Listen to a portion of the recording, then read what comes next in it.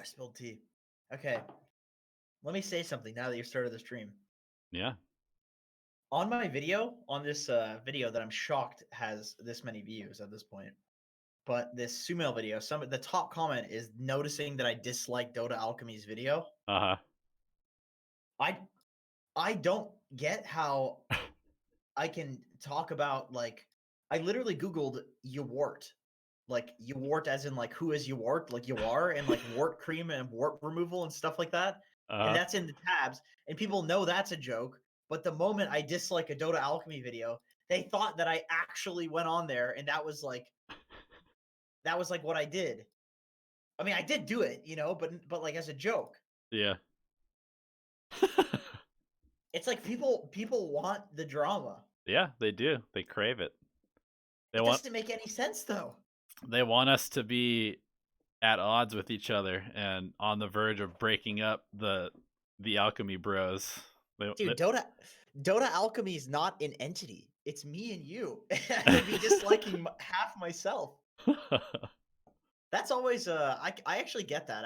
I do get that when people are like, I've had so many people say, "Oh, do you work for Dota Alchemy?" Like as if like Dota Alchemy is like a company like Game Leap. Mm-hmm. And it's like, well, I kind of. I've had sponsors like email and it's like, "Oh, you're the Jenkins that works for Dota Alchemy." It's like, what the hell, man? Yes. That's just the name. That's just the name of our entity. You're my employee. Go fetch me a Coke, bitch. Why would I be your employee? How come you're not my employee? What is it about me that screams employee and not employer? Like what? It's probably your baby face and lack of ability to bench more weight than me. My big muscles. I mean, if you can bench more weight than me, then I'll let you be CEO for a day. How about that? What can you bench? I've been doing 185 regularly recently. Regularly? Yeah. As in you rep 185? Yeah. How many? I've just been doing sets of like 3 to 5. Yeah. I rep 160. Okay. But I do 30 because I'm not a bitch. So. In a row? Not in a row. I do 10, 10, 10. Okay, I was gonna say that's a little excessive in terms of the rep department there, bud. You said what'd you say? You do 185? That's just what I have on the bar right now. I could do more, but yeah, 185 currently. That's like my max. That's actually like my max. Is 185. I think I hear to do your actual max, you're supposed to like take a week break, and then also you're supposed to. You 100% need a spotter. That's one thing. Yeah, and only do your. Also, you know what I tried to. I've been benching to like gain muscle, where you like don't use your legs or anything. But I was watching like a bodybuilder or like a powerlifter. What are strongmen? Except it was the women's version. Strong women? I don't know. Anyway, I was watching like the world champion do the lift, and like she's not flat. Like I don't even know how to describe how she was sitting. Like she was like her legs were on the ground pushing. Yes, that's how you're supposed to bench. You really don't want to have bench just be like a chest and tricep exercise. That's not correct at all. Well, depends on what you want to work out, the type of bench that you're doing, and if you're trying to hit you know what? People say that they always skip the first 30 minutes of this because we just bullshit. So maybe we should just get into it instead of talking about this. Yeah, sounds garbage. Good. Sounds good. I read that comment. That was a good comment.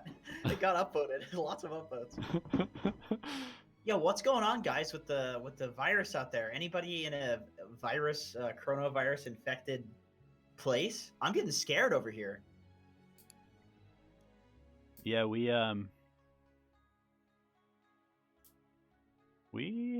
I mean, LA Major got canceled, NBA got canceled, NHL season got canceled. Crazy. Dude, maybe I'm buying into the old hysteria, but I've been watching some documentaries on infectious diseases. Oh no, dude. It's not good. Not good. Not what you need to be doing right now. Disneyland is closed. I'm telling you, dude, I'm like, I have well, I'm gonna never mind. I'm not gonna say that because I'm gonna get my gun license revoked if I say that publicly. let me just tell you, I'm preparing for the apocalypse. That's all I'm saying. All right. You know, I'm preparing. I have katanas. I have guns. I'm working out. I have rice, toilet paper. Yeah, that's the one area that I really need to improve on is cardio, because if anything were to go down, I would get tired so fast of trying to run away from stuff, or like trying to chase people down or chase down animals or whatever to eat. There's no way I would survive, because I would Chase just down people to eat. yeah, you gotta do what you gotta do, right? Let me just tell you, dude. If I'm in an apocalypse scenario, I'm definitely like Rick Grimes in this shit. You know, I'm gonna be a pretty good guy, but I'm also not trying to die. So if somebody's like finna rob me, I'm gonna finna rob them back. You know. Rob them of that life. You know what I'm saying? Yep. End of humanity is way less epic than I thought it would be. It's just pocket candy. Oh, it's true. Yeah. Only a species as pathetic as us can just die in this like very not grandiose way. I know. Where's the meteor? You know, why can't we be the dinosaurs? Where's the Yellowstone volcano when you need it? Yeah, that's true. For all the people with coronavirus and that.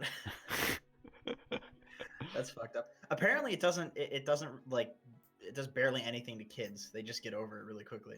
Yeah. Which is good. It's a lot of older people that are unfortunately dying. People with like lung issues. Yep. I think there's something about how it's like 20 times more deadly with people that smoke or something like that. I don't want to spread misinformation, but it's like if you're a habitual smoker, then you're like kind of fucked if you get it. Anti-boomer virus. I've never heard that, but I like that. That's but still, you know, when you hear that number, it's like you get a virus, you have a 2% chance to die. That's like it's not ideal. I understand. I get it. That's not how statistics works. I get it. I have a math degree, but I'm just saying that's still a pretty fucking high number. If you're like 2% chance to die if you get on a plane, I'm not getting on that plane. Right. I'm walking wherever I need to go. Yeah, I know. You want to throw me those replays, dog, so we can get going? Oh yeah, that's true. Virus will fix the housing crisis. Oh my god. A parent in my town got diagnosed with coronavirus. No shit. Wow. Stay safe out there, dude. It's not here yet. Not just it probably is. It just hasn't been caught yet. Maybe, yeah. That's the thing that makes it kind of nuts, is that it's just like you're infectious like as soon as you get exposed to it, pretty much, but you just don't show symptoms for the vast majority of people for like a couple of weeks. I heard. Okay, we're gonna do party in lack of somebody first. Okay. Okie dokie. Because we missed them last week. So that's how we're doing it, by the way. Oh, I gotta announce that we're streaming here. Yeah. Tell everybody. Tell the people. Tell the people. You like my thumbnail, by the way? I haven't seen it yet. Shit's lit.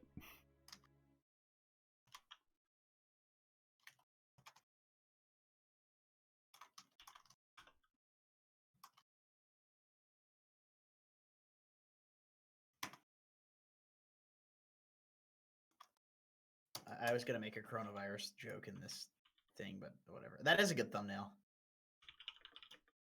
That's a really good thumbnail. Did you just make that? Yeah.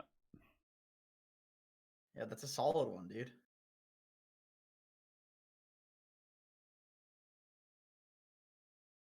Okay. I'll get these other replays to you there, boy.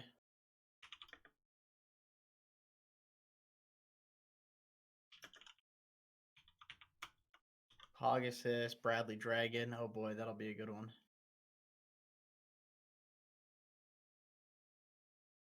What in the fuck?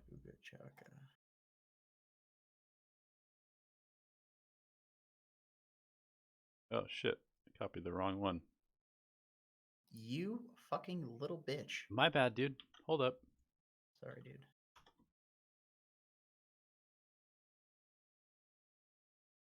Oh my god. Dude.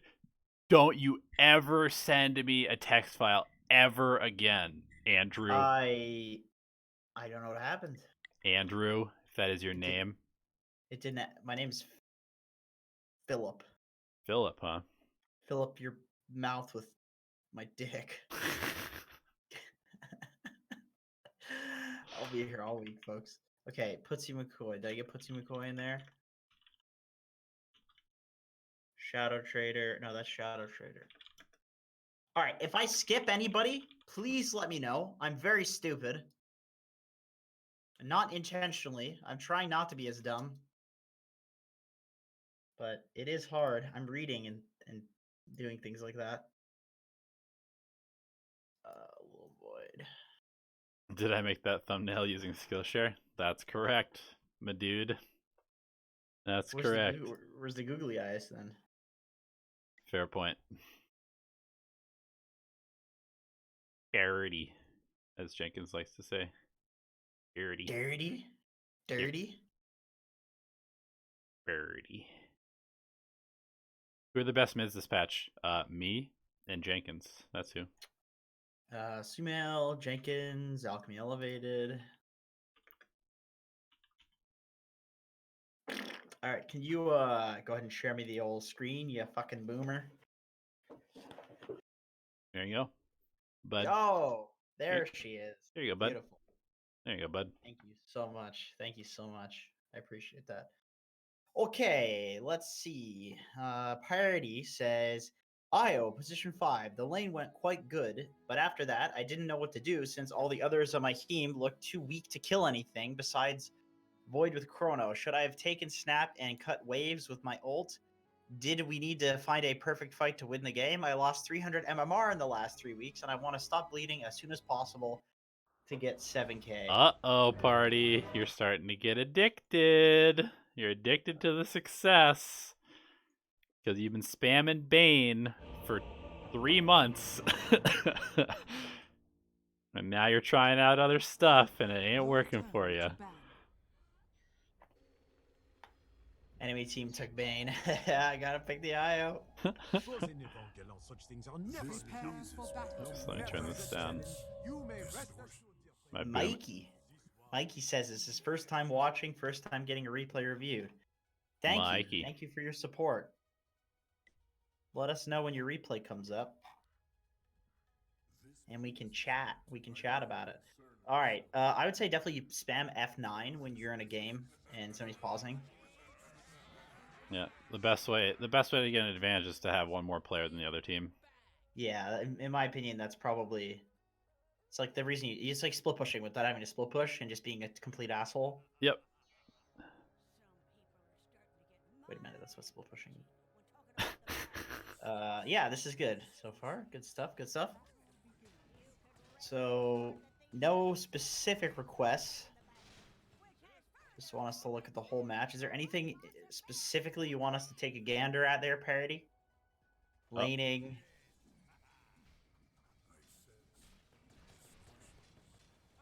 All right. Map movement, yada yada.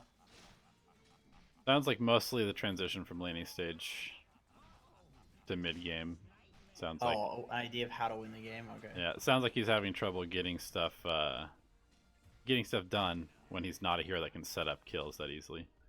Which is very true. That is one thing. Like, I gotta say, you've been playing Bane for like 3 months exclusively, and that's a hero who like runs in and nightmares people. And it's like, hey, go kill this person. And now you're playing Io, who's like, hey, can you guys do something so that we can come in later? And so it's probably the exact opposite playstyle than you've been used to playing recently. It's definitely something to consider.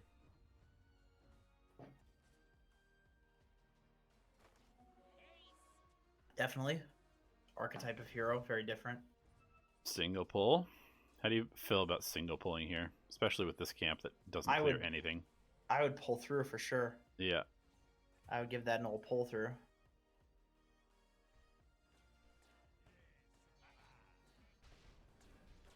Oh, the old double tap. Uh-oh.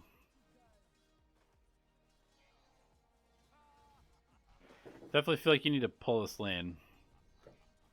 Yeah, the lane has been way too far up for too long. Definitely. All right, let's skip the laning stage. Oh, clock Q. Reinforcing our teammates. Have you tried the Dom build on Wisp? I would say try the Dom build. That's the European style Wisp. Yeah, I really like especially for pubs, that seems way better than waiting for your teammates to figure out how to play Dota. Yeah. It's having a little bit more agency yourself. I mean, you can still grab your team and stuff, you know? You can do that, but the Dom gives you stuff to do when your team doesn't want to fight. Right. Yeah. What I'm seeing here is you have 3 heroes who want to farm, and you have 1 support who's a reactive support. Actually, you have 2 supports who are reactive supports. And the other team has 4 active heroes and 1 hard carry who counters your hard carry. So this looks like an almost impossible game unless your Legion commander plays like super aggressive and you and Snap and Legion are running around. Or I was gonna say I think you should definitely be playing with Legion. Yeah. Of any of these heroes. SF just like AFK Rices and then shows up. I know this SF actually. He plays in NA sometimes. He's good. He's quite good. I would say yeah, like the SF shows up like after the fact, and you just run with the Legion and do shit. And Void just farms and then shows up after the fact too with Chrono. That's like the way I see you playing this game. Yeah. You definitely don't want to just be playing bot. I feel like this is a big mistake. You're like playing to the hero that wants to just hit creeps. Yeah. Agreed. This is something that I see a lot of less experienced Wisp people playing, is that you just assume that like, oh, I'm supposed to be with the carry, because that's what Wisp does, is you make your carry a beast. But I think you gotta move around, and like the hero enables insane aggression early, so find the hero that wants to play insanely aggressive and enable them to do that. It's almost never the carry. It's like the mid or the off lane usually. It's gonna be some off lane Legion or some mid like Ember that you want to run with. You can run with the SF for sure if he's like looking to fight, but yeah, I think you guys want to like run at the top area of the map for sure. There's a whole lot of playing mid and bot here, and this never results in anything in any game. Yeah. Like this is one of the biggest pitfalls, I would say. Yeah, you guys need to start creating like some like churn on the map. You need the other team to have to go back to their side of the map and stop just running directly into you. Exactly. You're playing to them, so like sure you're keeping people alive and stuff. They're like slowly chipping away at your towers, and you're just like playing not to lose instead of playing to win. That's like a huge problem in a lot of games. Yep. Yeah, just constantly coming back to you. Sorry? Legion's actually not having that bad of a game. Yeah. Dude, Snapfire looks ridiculous when she's getting griffed. Now she's stuck in the animation. Yeah. I love that glitch.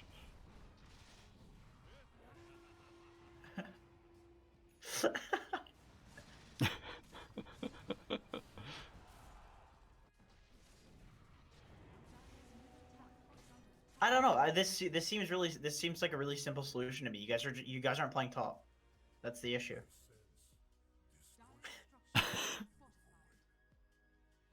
Yep, I agree. All right, let's move on.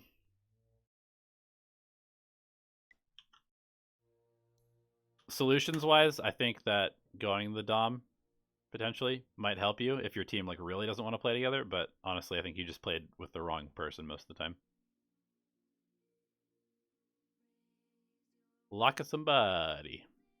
I mean, if you have like an alk farming or something like that, some like really insane timing, and you just want to, like, you're okay with losing your towers and slowly losing the game because you know at that timing it's gonna be like fucking all guns ahoy. You know, you can do that, but you didn't have that. You didn't have that game. You needed to open up the map. You needed to do shit. You needed to like get that farm back.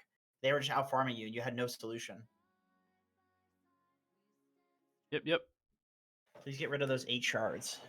Did you spend your Dota plus shards? Did I spend them? Yeah. I I spent some like a week ago. Oh. Bought a bunch of Okay. relics for some heroes that I'm starting to play a bunch. Okay. Yep. Yep. You're looking at TA? Mm-hmm. Is that lack of somebody? Yep. Play versus Huskar in the lane, so I got level 7 before you did, but game It's a fell rough one. off. I know I should have pushed a lot more, but Viper was really lackluster. They lost bot to an Axe Rubick. Who cares? Why do you care what your Viper did? You're the carry. You're a TA. You're the carry in this game. Does that mean? No, I'm laughing at the all chat. Okay. I didn't read it. Probably for the best. Okay, lack of somebody wanted to look at. Let's see.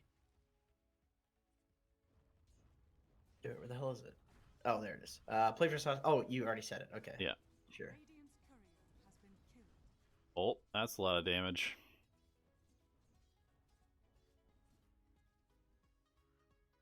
It's a nice thing about pushing the wave is he sits there. He's like, I'm gonna zone you. No, you're not. Yeah. The wave is coming back to me. Yep. Oh, almost killed him. Snipe him. Snipe him. Such a stupid hero, man. Huskar. Yeah, I hate that hero. Ooh, double damage. Nice. Now we really go snipe this Huskar. Or not. Just farm faster. I think jungling is fine against Huskar. Yeah. I don't even bother. It's a counter. Yep.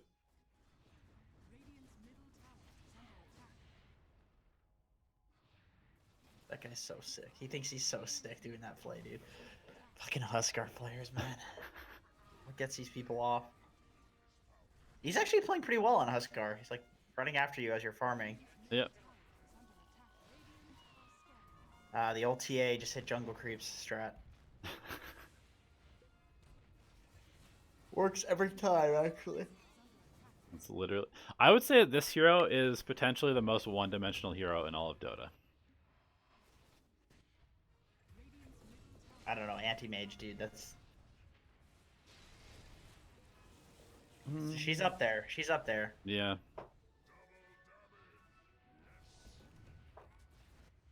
Hitting creeps, hitting creeps. Yep. That's about what you should be doing. I don't like that farming pattern, if I'm going to be honest. Just to have something to say, I think once you hit these Ancients, you should be trying to help your team secure this bottom bounty rune and then come back and hit the Ancients again. That seems a lot more efficient to me. You'd much rather be hitting Ancients than hitting this camp. Yeah, I do agree. I think getting taking like 20 seconds out of your day to do that is definitely important.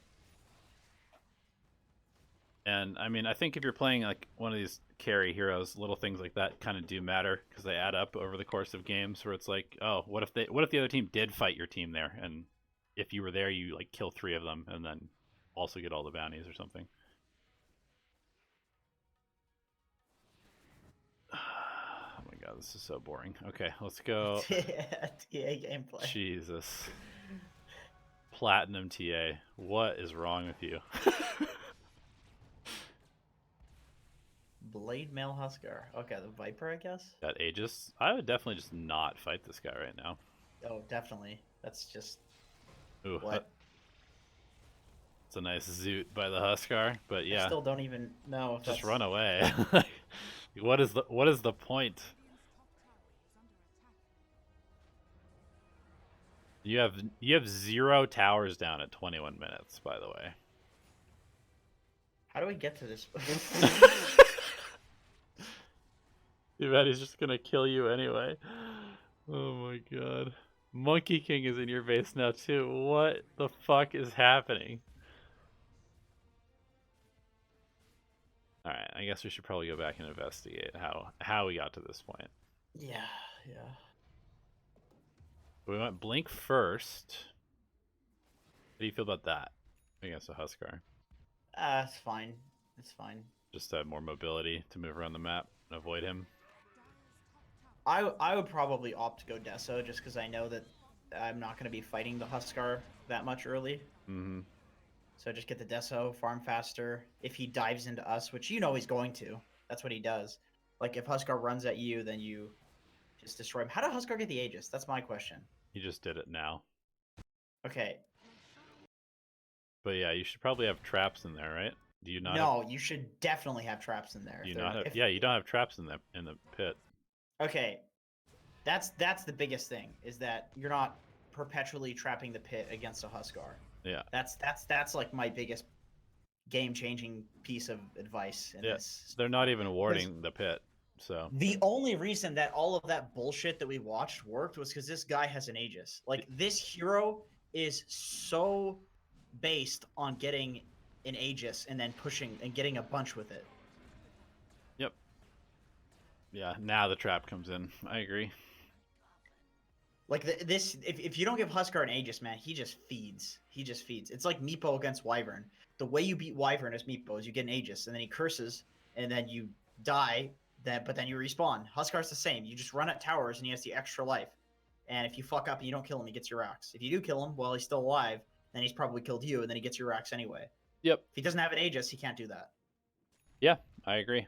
And I feel like you guys should be able to defend this Aegis like almost perpetually. Well, yeah. Right now, as soon as he gets the Aegis, fighting is not an option. Yep.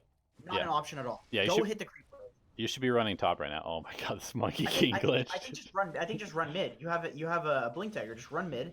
Hit the creep wave twice. Run top. Hit that creep wave twice. Start hitting their top tower. Once they start going down mid, go cut the next wave.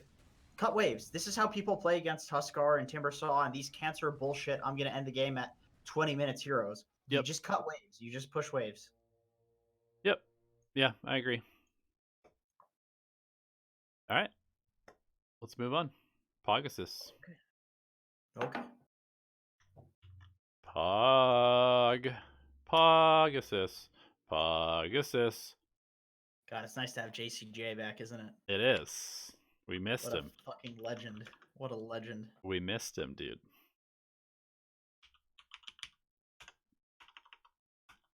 Pegasus. Pass for Rubick. Position for Rubick. We queued into a 5-stack of our other friends, and it was a tough match. That's crazy. That's had an in-house. That's amazing, dude. That sounds like so much fun. That does sound really fun. I think if our carry didn't go on tilt and we rushed throne instead of trying to get megas, we might have done it. With the draft as it was, what can I do to counter Lone Druid? Okay. Let's go. Let's look. Steel is bear. That's actually such a dumb spell. Every time Rubick gets bear, it's like, oh no, he got bear, but then he just uses it and it doesn't do anything. And it feeds you 300 gold constantly. I just brought an entire teapot in here for this, by the way, because I know it's going to be a long one. Good. Stay hydrated. Yeah, dude. Is that a threat? Yeah, you better stay hydrated. Don't threaten me. Don't you dare get dry on me, asshole. Pet peeve of mine when you discount 40 minutes of the game for the final decision. Huh? What do you mean? You mean the final decision as in the decision at 40 minutes or the decision early on in the game? Because the early on in the game decisions matter way more because, well, they happen way more. Yeah. Because Dota doesn't typically go super late. And then also because Dota is like a snowbally game. Oh, I see. Okay. Oh, okay. You're saying okay. I thought that was in reference to like the last replay that we reviewed. Okay. I totally agree with Philippe actually. I think that usually the mistakes are going to be made way earlier than going for megas. Yeah. 90% of the time. Yeah, I gotcha. You 100% cut the second wave against the Razor in this one. Yeah, 100%. So if you guys just end up laning this, that's probably the biggest mistake you make this game. I would say you should even go as far as Axe literally ditches the entirety of the first wave and just cuts at the tier 3. Yeah. And Rubick just takes the first wave solo and then leaves. Yep. That's what should happen here. And goes bottom and kills this Lone Druid with Ursa because you have an insane kill lane bottom with Ursa, Ogre, and Rubick. Yep, level 2. Level 2 Rubick, very scary with an Ursa.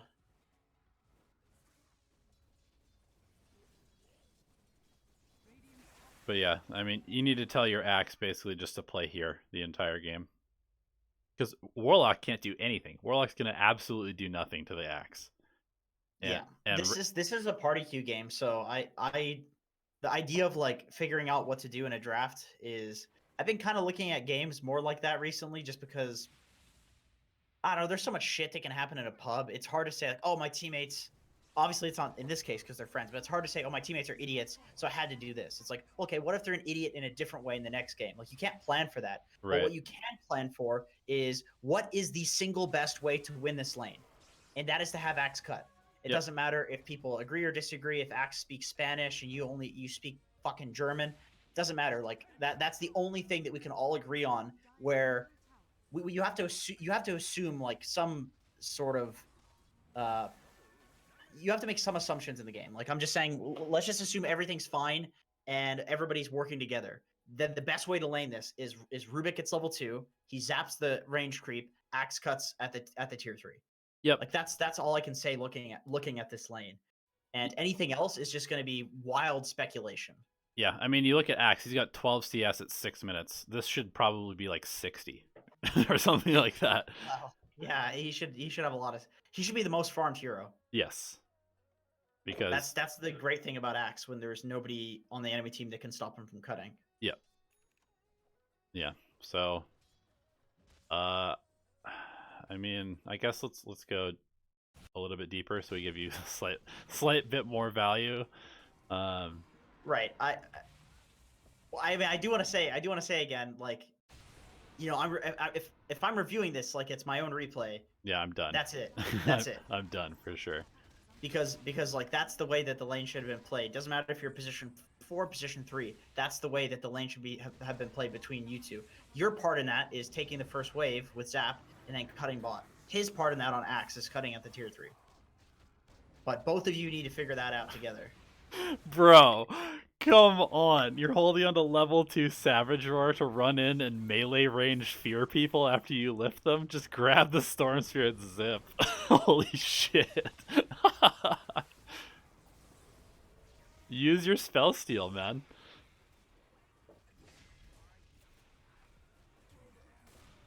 The sphere is not that good. Ugh.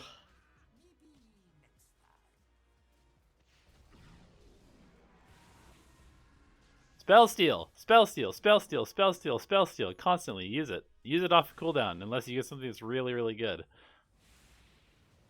And in this case, let's talk about that. Storm Spirit zip, Lion Hex, Stun, yep, Warlock Lion Stun, ulti, Fatal Bonds, Warlock heal, Finger of Death. Any spell in this game, other than maybe Static Remnant. Plasma Field, yeah. Yes. Probably like the Razor W and the Razor W and Remnant are not that good. Yeah. But I feel like healing your Ursa is good.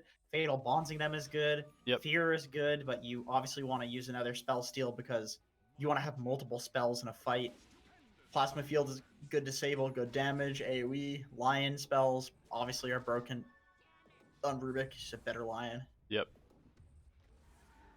Definitely. Yeah. I think it's a little concerning that you haven't had a spell stolen in about 5 minutes. Like literally, just anybody who shows, just go steal their spell. The cast range is enormous on this. Just can you click Ogre's items? Sure.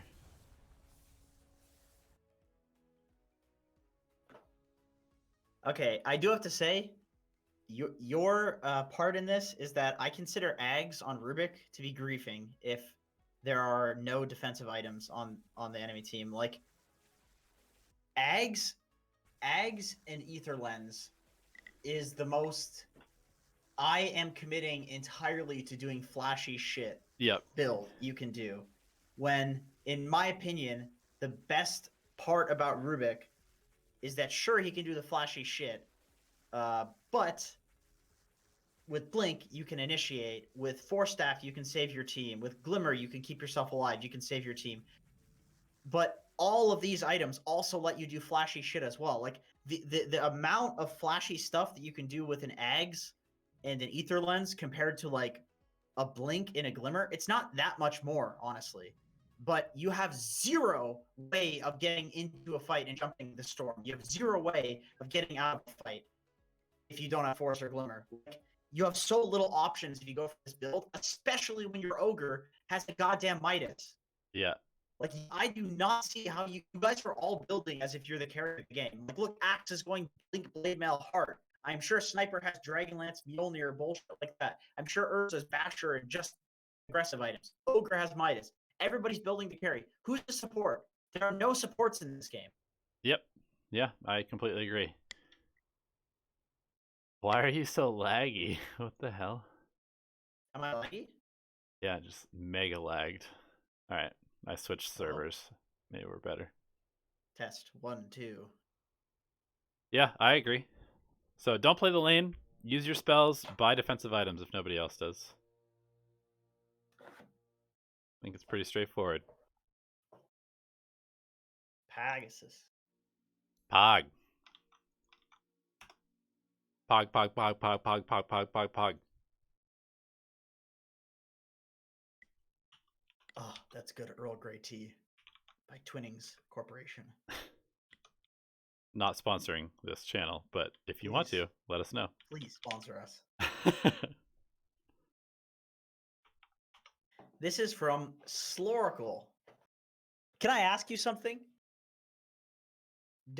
Is slore a combination of two words in your name? Is that what you're referencing in this? If so, I'm impressed. He likes playing MVP. Oracle. I know, but the SL part of it, what does that mean? He's probably slow, but likes to play Oracle. So he's a slow Oracle. No, in Canada, slore means something else. Oh, slattery or Oracle. Okay, I see. I thought it was something way dirtier. In Canada, that's a dirty word. You're a dirty word. Uh-oh. I'm a dirty bird. I'm not a dirty word. Uh-oh, Mike. This might be too old of a replay, dude. How old is this? It's from 9 days ago. Oh yeah, that's GG. Yep. Mike. Unfortunately, Valve made it so that only week-old replays will download, not 2-week-old replays, which is surprising because of the amount of players that are playing Dota. There's less players. Yeah, you're gonna have to get us another one there, bud. Okay, we'll go next. Then yeah. We can... Ooh, Bradley Dragon support Bane.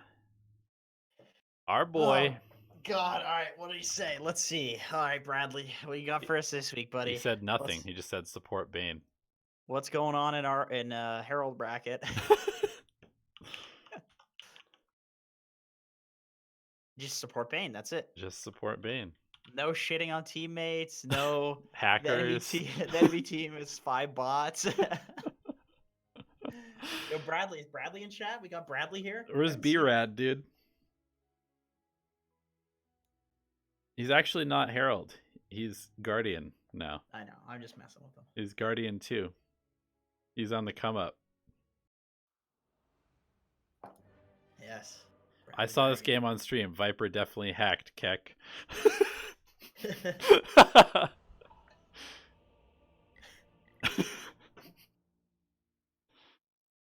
I don't think Bradley's with us today. Nah. That's too bad. He's always an entertaining lad. He's fun, yeah. He's fun. 2 salves. Wow, that's really committed. And 2 wards. Yeah, I think you definitely just go 6 tangos, 6 mangoes in this game. That's what I do on Bane. Yeah. Although I have seen a headdress. Headdress also is pretty cool. Sure. You're laning with Lifestealer, so you don't really need to support him that much. That's true. That is true. Except you're against Brew Sky. So yeah, I definitely think 6 tangos, 6 mangoes, because you have passive regen to help regen through all the Sky harass, and you basically just trade with Sky until Sky has to leave the lane. And then you let your Lifestealer deal with the Brewmaster. The nice thing about this lane is that Life can solo brood. Or brew. 5, yeah. 6. So you just whack this guy. Got to play on the same side of the lane as Sky. That's really important, in my opinion. Yeah. This is always a classic mistake that I see supports make, is where they like let the other support harass their core because he knows that he can't trade with you on Sky because his armor's too low. So he's using the creep wave as a bodyguard. Yep. So you just need to walk over to the left and make sure that you're standing over there with him. And then he goes to the right, then you go to the right, then he goes to the left, and you go to the left, and then it's this fucking dumb dance that never ends. And your core will thank you for it because he's not getting harassed. Yep. I agree. Like the stack. I like the stack. Yep. Definitely. I mean, it's shocking how. I mean, I gotta say, I'm impressed. I'm impressed just by this. You can pull. Okay. All right. Okay, pull. Bradley. All right. Going for the triple stack. He wants to annihilate these creep waves coming in. You greedy bastard. But yeah, I would say that there's been a bit too much doing nothing this lane. Like you need to provide some support for your Lifestealer. And you have the ability to just outtrade this Bane outtrade the Skywrath because you're Bane. So take advantage of that and then go stack instead of just standing there waiting for the creep wave to come. Uh-oh. This is 15 seconds fighting one creep in vision of the other team. I gotta say. Please don't stack this again. Oh my. A little bit late there.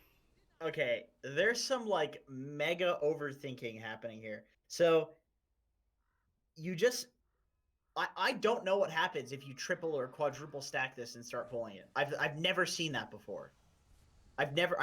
Pros don't do it. Nobody does it. Yeah. So I don't know. This might be some like epic sick shit, but I can't help but feel that more than a 2-stack is totally unnecessary. And it does the same thing, except you can pull earlier. Like you're pulling now at 4 minutes into the game, finally. Yep.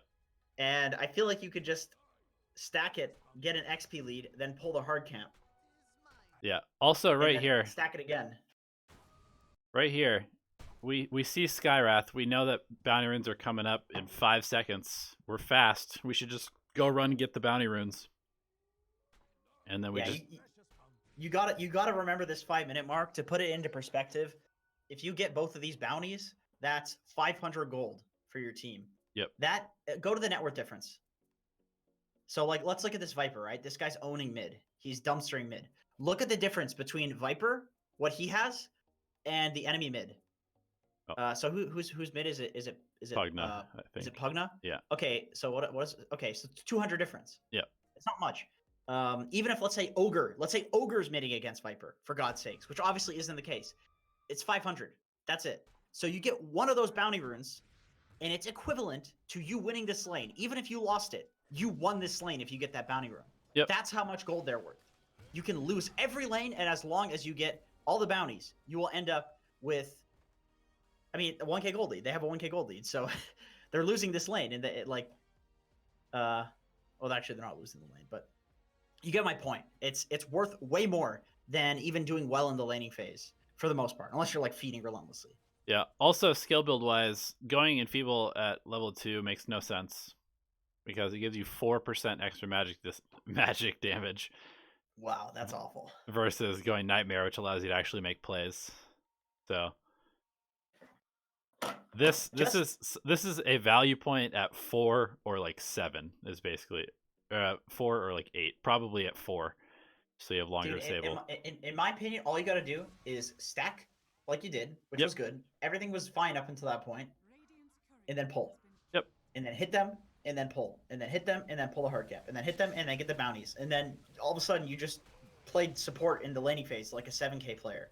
Yep. And guess what? If you do that, you'll be at least 4k because 90% of the game is determined in the lanes. Because that's how snowballing works. So if you can master the laning stage, and you just do these simple tips, I guarantee you will gain literally thousands of MMR because that's how much laning matters. You are so focused on stacking this camp. Unless you have like an alchemist, I would not do this. Yeah. I want to be very clear to everybody that's watching us right now. If you are below 2.5k MMR, just focus entirely on the first 8 minutes of the game. Just perfect the first 8 minutes of the game, and you will get a like 75 to 80% win rate. You do not need to worry about, oh, my carries are always shit. No, they're shit because your supporting is bad. They're shit because they're not very good, but you're not making them better. If you support them super well, even somebody who's not very good at the game will look like a god if they have like 2 more items than the other person because they've had a perfect laning stage. Like, that's literally all you have to do in pubs, is just find the person who you can give a perfect game to, who has a win condition, and then give them their win condition. I gotta say though, this is like close to being really good. Yeah. Like just the fact that you even stacked in general is like in 90% of. I mean, you know, no, obviously no offense to anybody, but probably anytime you say that, there's something offensive coming. I bet in the future replays that we're gonna watch today, people will not have stacked that camp. Yes, I agree. So Bradley Dragon at Guardian 2 is already doing the step 1 that probably we'll see Ancients aren't doing today. Yep. Because I don't know, people just for some reason don't just stack and pull, and it's just a huge debate. People like want to fight so badly. It's like you can choose to go to McDonald's or the next the nearby like salad bar, and it's like, oh, I'm not going to go to the salad bar. It's like $1 more expensive. It's like, all right, well, have fun with diabetes, you know. Exactly, Jenkins. Did Mike give us another replay yet? Because we should do him next if he did. Oh, okay. God, I was gonna just go do something real quick, but I guess you just don't give a fuck. You gonna go get there it is. Diet Coke Extra with toasted vanilla? No, I don't have any of that. I wish I had some extra caffeine. I can't when the economy's fucking crashing. I can't justify getting Diet Coke Extra. Their stocks are going to go down in value because I'm not buying it. And I'm a huge customer. Yeah, it's at the bottom there. Got it. Back one.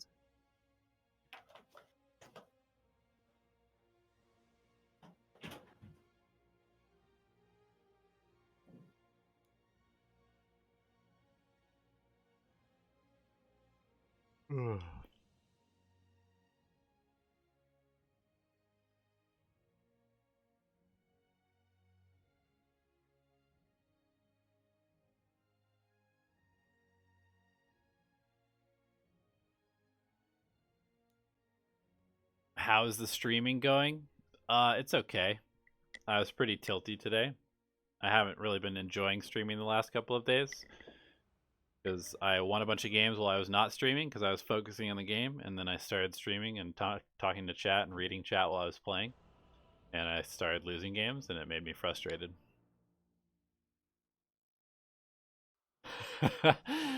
Yeah, cheers to that, Steady. Cheers to that, man.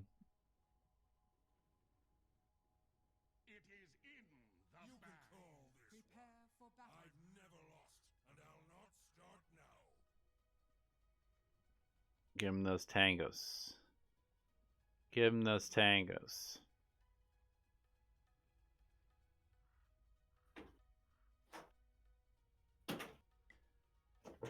Alright, so the first thing I gotta say, Mike, is that you gotta get out of the lane. You gotta get out of the fountain. You didn't leave the fountain until like 35 seconds had passed almost. So you gotta get out of the fountain. You gotta go ward. What MMR is this? Archon. Okay. So like 2K? I not think. Bad, not necessarily average. It's about average. Yep. But yeah, you gotta get out of the fountain and you gotta go ward. Like if your team is not gonna ward, you need to go ward. It's very important that you get a rune ward most of the time for mid. And as a safe lane, it's pretty important to have a ward against a hero like Pudge, which I assume you're gonna be. Or offlane. Yeah. Yeah, Pudge is good to have a ward against. Yeah. What's with the headdress recipe? Yeah, that's pretty bizarre. I gotta say, that's 150 gold. That's nothing. What? That's 150 gold of nothing. Yeah, exactly. Considering everybody's got like 600 gold in their inventory at the start, using a fourth of your gold for a recipe is no bueno.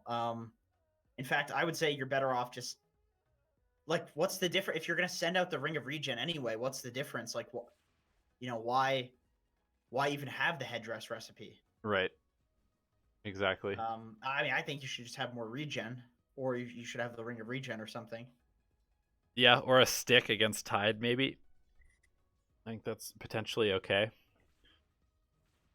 Also, I think that this is a big debate, this item, in pubs. I think it's an amazing item, and everybody should have at least one on their team during the laning phase. But only if you are playing in the lane with your carry. If you guys are trying to outtrade the other team, you should have a headdress. If you are just not playing in the lane with them, this item is completely useless. Like the whole point of having this item is so that you and your carry get an extra 4 HP regen combined versus the other team. But if your carry is never near enough to you to get the aura, then why do you even have it, right? Yeah, I agree. I do like that you pulled at level 1. That's great. The nice thing on Oracle, though, is that it does build into like items that you want. Yeah. So. Yeah, I mean, I don't hate having it. I think it's almost better than having a bracer to make yourself tankier if that's what you need. But oh yeah, beat his ass. Beat his ass. Yeah. Hell yeah. All right. Yeah, this guy has no game. So now you need to make sure that you're soaking 0 experience from your teammate, because this Tidehunter cannot play Dota. Pudge is being a very useful support as usual. Letting his offlaner have the worst game possible. Pull. You gotta pull that hard camp. Yeah, pull this one to the corner. Nice, good. I'll get there. Not bad.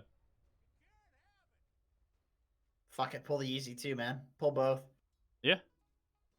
Or you could stack this. But yeah, I think pulling it's fine too. I'll also just use a clarity. Like, when you want to use clarities during the laning phase is when you're doing stuff like this, because otherwise they're going to get canceled. Or give it to your Gyro, who's doing nothing at the moment. I mean, this is great. He's coming over, taking a bunch of damage, not contesting your Gyro at all. What level is Gyro at this point? Level 4, Tide level 3. When do you leave to go stack for Gyro, would you say? Or go bottom to assist? Well, you gotta drop him a safe lane ward first. Yeah. For sure. I would probably even just ward up here, to be honest. I would say like when Gyro's like level 5 or 6, you don't want to like, you have kill threat early, so you can like chill with him for a bit. Mm. But yeah, you can kill this guy for sure. Definitely just put a ward like here or something, so you can keep track of this and Gyro can keep track of him. I would say, yeah, you stay here and just keep killing Tide with ward. Uh-oh. Because if I'm Mars and I'm level 4 and I have a level 2 Oracle TP to my lane against an Anti-Mage, I'm like, what the fuck? What are we supposed to do to this guy? Yeah, exactly. I feel like you just keep killing Tide until your Gyro like literally doesn't want to even be top anymore. Maybe even you guys are owning top so hard, I would say maybe even take the tier 1. Yeah. Also, if you are going to leave, at the very least set the lane up correctly, because right now it's just a safe lane for Tide. He's just playing in front of his tower, and he's going to continue to do so unless you pull before you leave. Anytime you leave, you want to make sure that you're doing it with a ward. Like, yeah. I would say like 10% of games you can leave the safe lane without a safe lane ward. Yeah. Like in particular, if you have like a hero that has night vision, like Slark. Yep. I think that's like the only hero now that other than Night Stalker. Yeah, this is like the quintessential support player mistake. Your team mega debated you to come down here. Now you're just all going to be under leveled instead of like. Yeah, and now Tide's going to get back into the game too because Gyro's just staticking the tower right in front, or the creep wave right in front of the tower. Yep. Yeah, this is actually probably worst case scenario what's just happened. Aside from you coming down here and dying immediately, which I thought was going to happen. But I really think that this is a pretty game-losing mistake.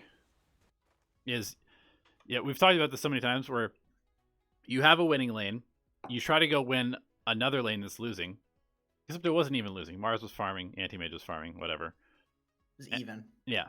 And you go from the winning lane, and you make the winning lane an even lane, and then you go join the even lane, and you don't actually impact it, and it potentially even becomes a losing lane. You make it a losing lane because you're soaking XP. Yep. So you've effectively lost 2 lanes because you had a winning lane that is no longer winning, and then you took a lane that was okay and Like you I don't lost like it. that kill is like, yeah, you got to kill on Anti-Mage, but in my opinion, like you don't need to be there for that kill to happen. Like there's already a silencer against him. It's a pure damage hero. Yeah, your gyro literally died. So Somehow, I don't know how. Pudge came up, pudged him. Gyro went for some mega stupid build in this game. He went Soul Ring. That's really bad. He doesn't have flak.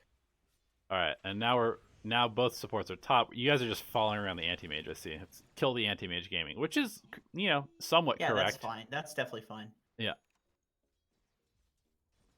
But Which is why I think going bot like with Mars 6 and like getting towers and stuff is fine.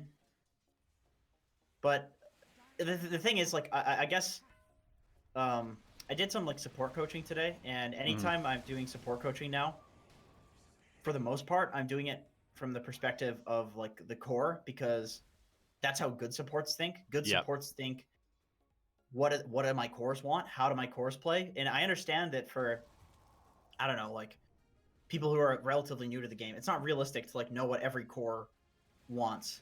right. But I'm still trying to focus on it to some degree with people, because I feel like that's the right way to do it, and I don't want to teach people like the wrong way to do it just because I think that like, oh, they haven't they haven't played the game enough or whatever. Yep. But okay, so from all of that, what I'm saying is Mars doesn't want you in his lane until he's 6. Straight up. He wants his levels. Once he has 6, he doesn't give a shit about levels. He just wants to run around and kill people. So if you're going to his lane, it's pretty bad usually. Gyro already had levels. You could kill top. Tide was getting denied levels. Tide wants to get a 6, and you were denying that. Who's your mid? It's Razor. You could maybe like go to the Razor. I would say that's actually okay. Going to the Razor and like setting up a kill on mid. Yeah, owning this AA. Like AA mid should just feed Razor. Yeah, that would be definitely fine. But like, as a Mars player, I can tell you, like, if some position 5 shows up in my lane, I go jungle, because like I just want to get 6. Like I don't care about pressuring or anything until I get 6. Like if I'm pressuring, it's because I have a soul ring and I'm just spamming stuff on them. It's not because I'm trying to kill them. It's because I'm just spamming my things, and it doesn't matter if somebody's there or not. I'm just gonna keep spamming. Yep, agreed. All right. And Gyro's a kill hero too. Like going back to like what your cores want to do, Gyro was not going for a farming build. He was going for a fighting build, a killing build. So staying and playing with him. And I know we keep focusing on it, and it's not because I'm trying to like make you feel bad about the move or anything like that.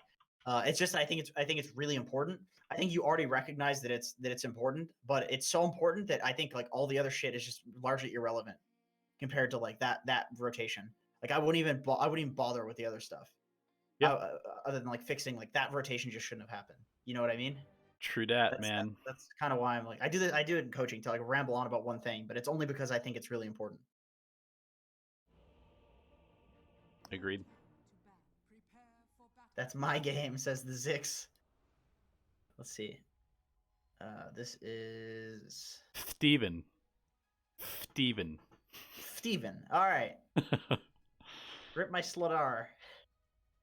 Steven says, played Jakiro 5 and wanted you guys to take a look at my laning.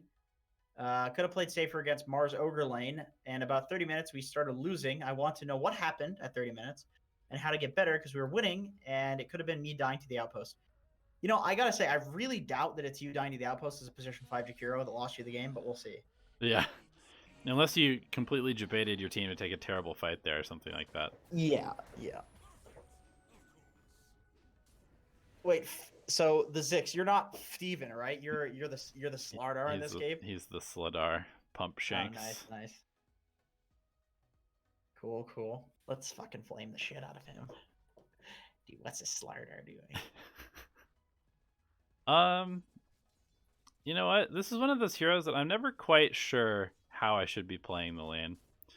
I feel like you're good at trading, but you also push the lane a lot of the time when you try to trade, and you're pretty awful at trading in terms of just like right-clicking people because you're so slow and your animation is terrible. I would say you just push the wave, you just push pull. The unfortunate thing is it looks like they're they just have one guy here. Okay, no, Ogre's here. Yeah, you definitely just pull the lane. I mean, it's Mars Ogre. Like, these heroes are built to pressure, and you have a PL. Like, PL just wants to hit creeps. You hit creeps, you go late game, this hero wins the game for you. So, yeah, pushing the lane is fine. I think you intentionally look to push the lane. PL lances the range creep. You maybe tank the wave a little bit. You push with your Q, and then you just pull. You just push, pull, push, pull, push, pull. Eventually, you get a gold lead. PL can solo the Mars, and it's GG. Just like that. Cool. Let's check PL's items. You definitely don't trade with the Ogre. Like, this hero, it just is designed to just eat shit. Yep. And the reason that you don't trade with the Ogre, and this is something that, as a support, it's really important to think about, is the PL can't solo the Mars in lane if you're trading with the Ogre. So what's the point in trading with the Ogre then if you're not even giving your PL a good game? Right. You know?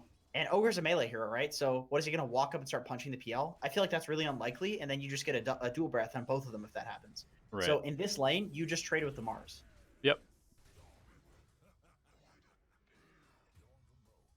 Yeah, that makes sense to me. This ward behind your tower is kind of owning you. Ogre's outplaying you because of it a lot. That's kind of tough. Very game sense thing, but yeah, I would say basically just never use your spells on Ogre. It's just a waste of mana. Unless it's on both of them. Right. This is good though. Like, you can see this is working. Finally, it's working. Yep. Like, that works because the Mars is on the wave, so you and the PL can both go on him. And then it'll push the wave too, which is good because you don't want to fight into this lane anyway. You don't want to play normally into this lane.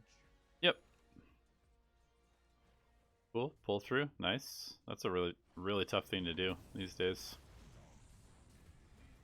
That was so hard. And this is exactly why you push, so they can't contest you. Yeah, this is a pretty optimistic way to walk too. You're not a very fast hero. Yeah, that as well. Like, these heroes are... They have the setup for the spear. They have a lot of damage. This looks like a fairly boring game to play Jakiro because your PL doesn't want to go hit towers. Your Slark wants to farm. Your Lone Druid wants to farm. I guess Lone Druid kind of does. Yeah, maybe make an early rotation to mid and try and force the Invoker out of lane or something like that. That sounds pretty good.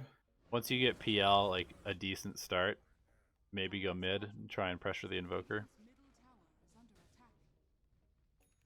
Or you could meet up and try lane against the Sven. Like, if he's stubborn and stays there, you could go take the top tower also, because I think that you can kind of own Sven at this point in the game with 3 stuns and a bunch of movement slows and attack speed slows. Another potential play is to have the PL just leave this lane and go hit the triangle, and then Jakiro sits and pushes the lane out here, because I really feel like playing into this lane is a mistake. Yeah, I agree. Like, Mars, Ogre, these heroes want to fight. Yeah, they're like mega overcommitting with a Sven on your side. Their carry ran in and fed. That's pretty cool. Yeah, you love that. I will say one thing I definitely want to see you doing is in the first night, you need to buy some wards and go place them. You know, put them in places that you want to play, that your teammates might get ganked from. As a safe laner or a safe lane support, I really like to go during the nighttime and ward this, so that the mid can be like kept an eye on. You know, give yourself a safe lane ward so you can leave the lane at some point preemptively. But yeah, once it's dark, you need some vision on the map, and I've been seeing you focus more on getting your own items than placing vision, and that's always a good place to look if you're concerned about why your team is like not doing stuff. A lot of the times because the vision is trash. All right, definitely. So you want to look at 30 minutes real quick, so let's go there before we move on. All right, you guys are down 5k. PL definitely not ready to fight yet. Still doesn't have Manta. What does this guy have in the bear? The classic. Yeah, he's huge. Sven's pretty fat too. Alright, So where's this throw happen? Marana. You're gonna walk in. You catch out the smoke or the moonlight shadow.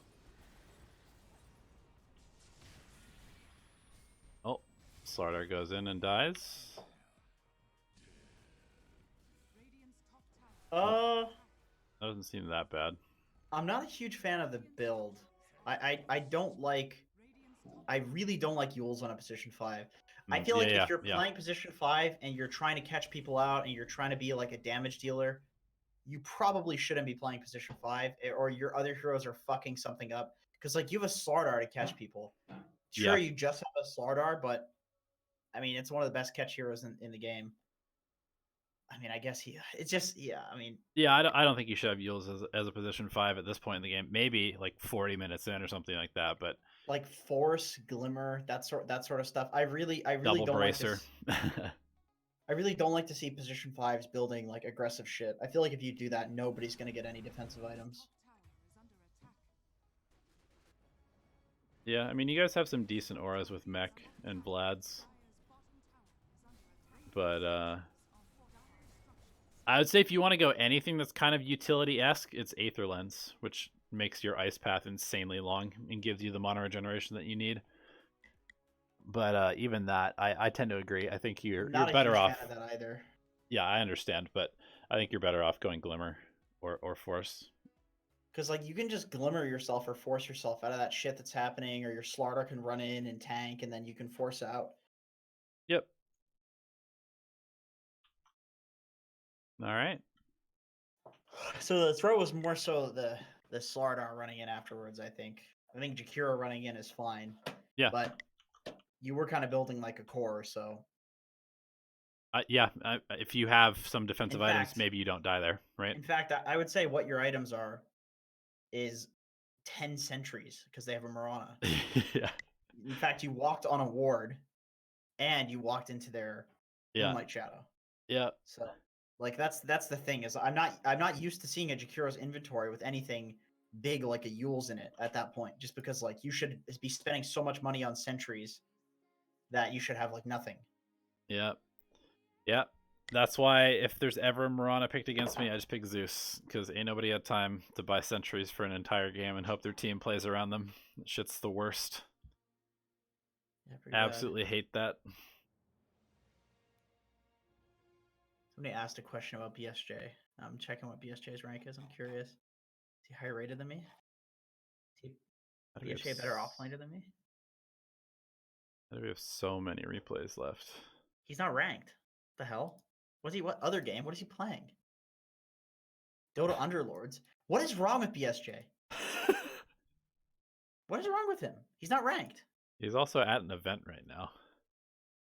Oh, that'll do it. This motherfucker. Other people at that event are playing.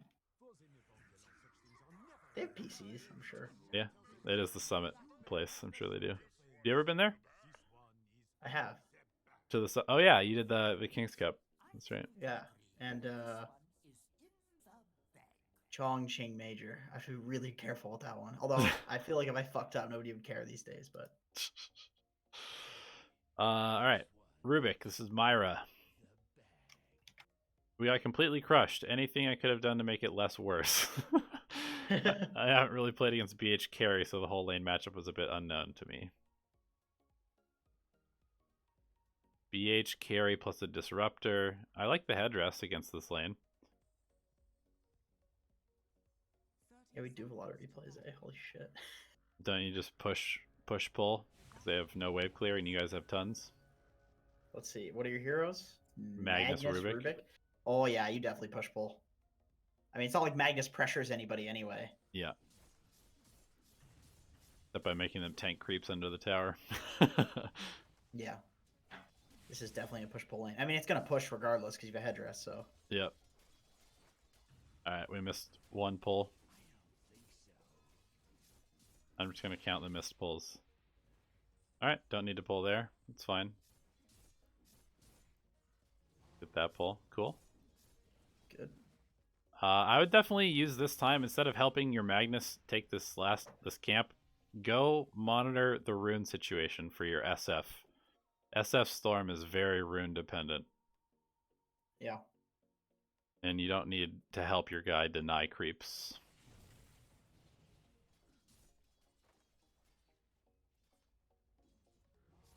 In fact, I would probably just buy a ward and go ward this bottom rune, because SF doesn't have a rune ward, which seems pretty terrible for his Once game. again, in my opinion, if you're ever helping your guy deny creeps, you're not doing the right thing. Yes, I agree. Alright, so this guy goes an early level in Invis and catches you out. You should immediately come back to lane with a sentry. And I would probably not buy any more tangos at this point.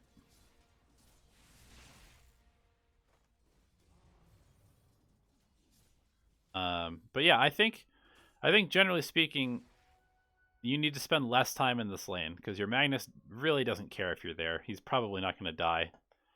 You should go stack camps for him in SF. You should go keep an eye on these runes. You should stop the disruptor from pulling if that's what he does do. And I would be totally fine with you being like level 4 at 10 minutes and buying the tome, because you spend so much time away from the lane, giving Magnus a good game. For sure, for sure. I mean, you've got a mag, like, yeah, win if you go late game, period. Yeah. So, ganking this guy level 6 is kind of hard. Yeah. Nice. That's fine. Turn kill. It's not your fault that he died. It's his fault. Boots. I would definitely be looking to stack way more in this game, just because you know that you have like mag SF. You don't need to play on their side at all. You just farm and you win. Yep. And to that end, honestly, like, their team is 1,000% based on pickoffs. So if you guys just don't feed them from like 15 to 25 minutes, you win the game. It's a BH carry. Like, that hero doesn't farm at all. Yeah. He just gets kills. And yeah, I agree with Philippe. Like, if you're, if you want to play this way, if you have like a mag in lane, I would say you don't really get a headdress. You get boots, and you just run around doing like supporting stuff. Yep. Yeah, I agree. But yeah, pretty much what I would really like to see is just like headdress is for playing the lane. Anytime you have a mag off lane, you're never playing that lane. You cannot name me a position 4 that you play a lane with mag. Yeah. Because he doesn't do anything. He just hits. He just farms creeps. He just kills creeps fast. That's it. Yep.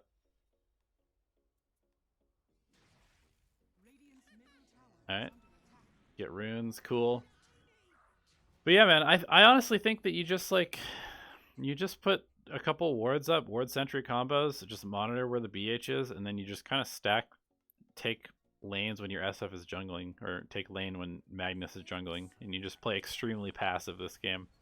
Like, just wait. Anytime you have a mag, that's how it is. Once again, going back to like, whenever you're a support, the best supports are playing around their win conditions. The best supports are playing around their cores. So as much as it's like hard to be a support and know how a Magnus wants to play the game and how a Magnus draft should work. Yeah. That's part of being a good support, so it is really important to think about. Yeah, this has been a big area of growth for me, is not trying to force aggressive plays all the time in every draft, because, I mean, it's so boring to play this type of game as a support. It's actually the worst. But gotta do it. You gotta do it if you want to win. I don't know. Do you have anything else to say about this game? No. I think that's a pretty big thing. Cool.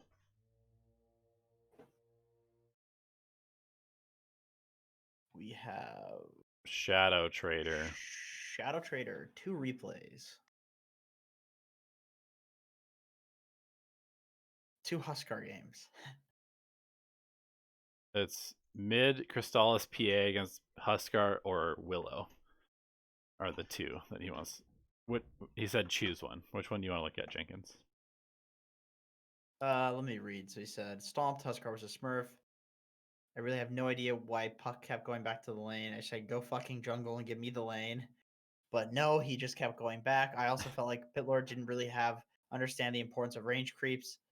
And Zeus didn't really play 5.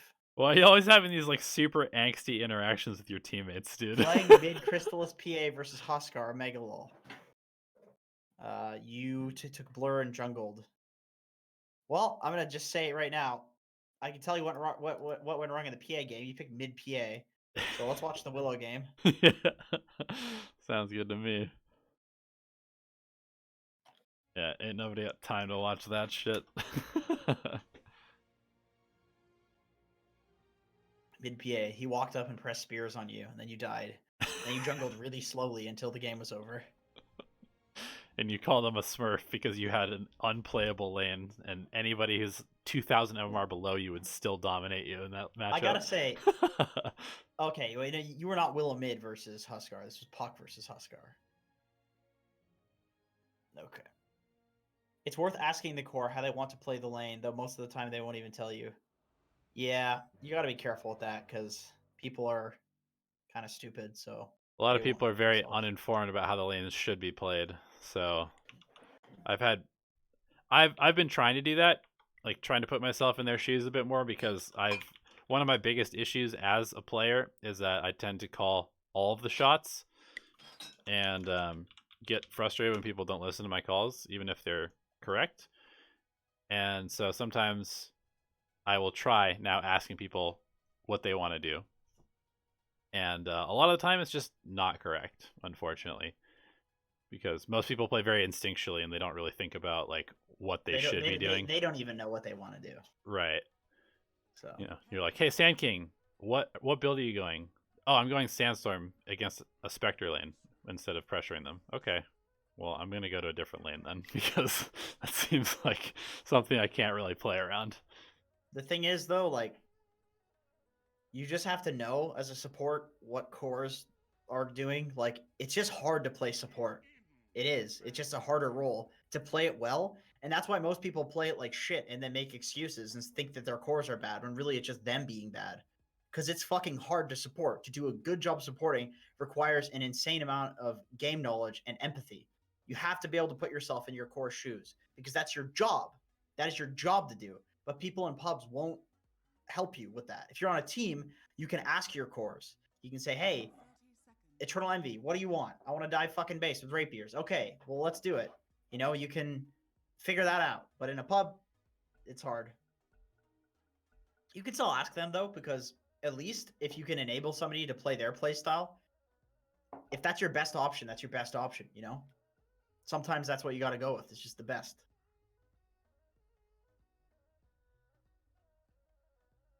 Oh, that's good Earl Grey tea by Twinnings. Are you still there? Did you leave? Is he gone, guys? Sorry, phone call from the lady. lady. You're on your phone. I had to look. I had to look to see what's going on, Donnie. Don't leave me in the dust like that. You left me hanging. Okay? Everything you said was correct. I love you. All right. Oh. All right. Shadow Trader XDing at 15 seconds into the game. All chat. I gotta say, Shadow Trader, you're one of the mouthiest fucking players. Whether it's the replay review, monologues, whether it's the all chat in these games, you're always saying something to somebody. Donnie, can I tell you something? What's up? I like that you're calling people out these weeks. You just stopped giving a fuck. You're just straight up calling people out.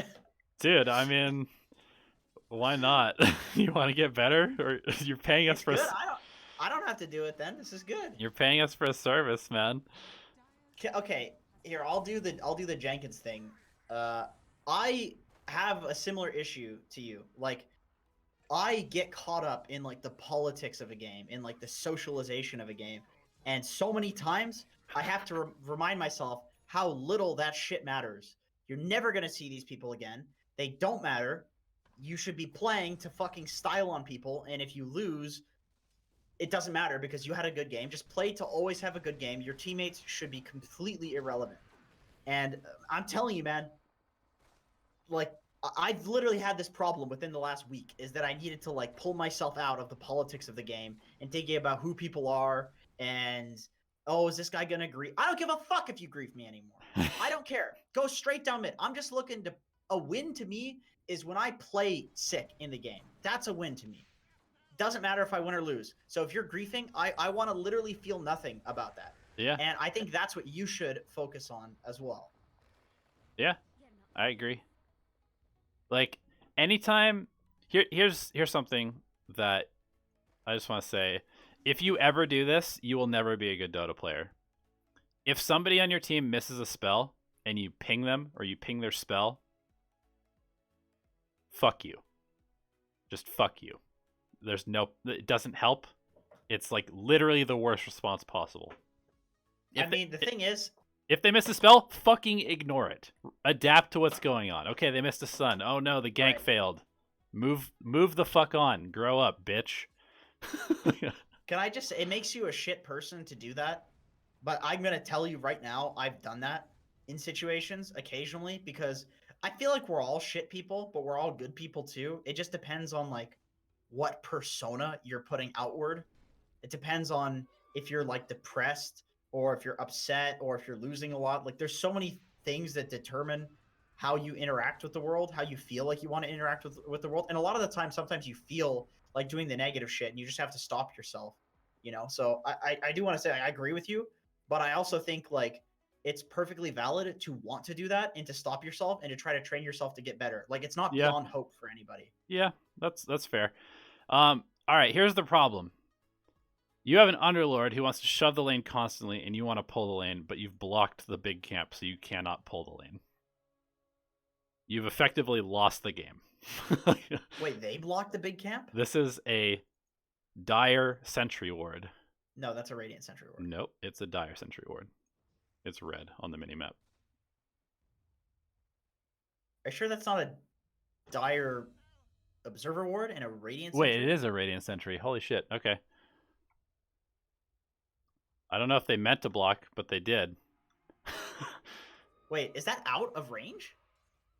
Oh, wait, no, those are both radiant sentries. Yeah, these are both radiant sentries. That's what I'm saying. I think they accidentally blocked this because they were trying to deward this ward. Wow, they actually did something next level by accident. This is what pro teams are doing right now, is blocking the hard camp. Yeah. Oh. Holy shit. 5 minutes. It took 5 minutes to do that, though. I really think as soon as that thing is blocked, you're getting that out. And if you can't deward that, you cut the wave. You cut the wave and you drag it to in front of your tier 1 and you just get the equilibrium there. Because otherwise, like, you cannot play the lane right in front of their tower. Yeah. It's not possible. Especially against the sniper ogre. Like, this Underlord cannot play Dota right now. And you can see. He actually can't play Dota. Your mid laner can't play Dota. And your top lane also can't play Dota because it's Anti-Mage Zeus against Undying Slark. So, what the fuck? I would say that this game is essentially already over at 5 minutes in. Because you have no winning lanes. And you have no prospects for winning any of your lanes unless you unblock this. And you going top to assist in this will not help. You going mid to assist in this will not help. So you guys have to just absolutely smash them and hope that your Underlord can somehow like hold the Huskar off from winning the game, I think. Basically your only option. Sorry, I got a bit of a family. That's all right. But yeah, I honestly think that you guys, this game is literally over if you don't have this Underlord have a good game. Just because of the draft. All right, we finally unblocked it, but it's a little bit too late.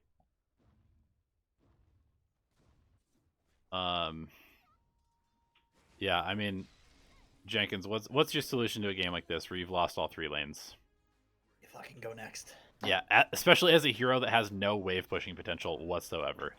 Like, what do? You build a meteor hammer and you just suicide down lanes. Puck needs to get 6. You need to make rotations with Puck 6.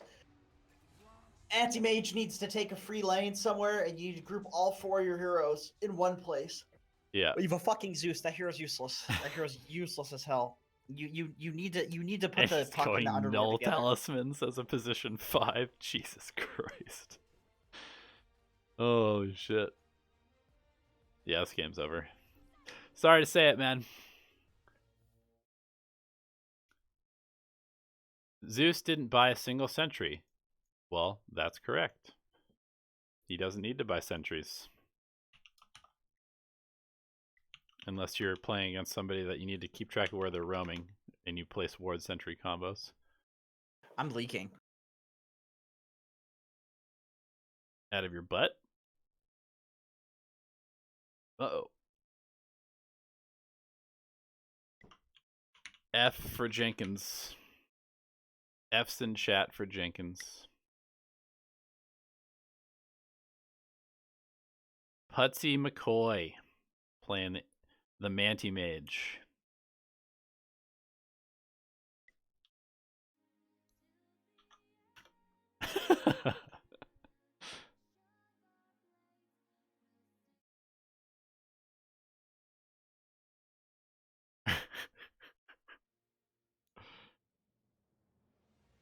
What up, Sergen? What up, Sergen?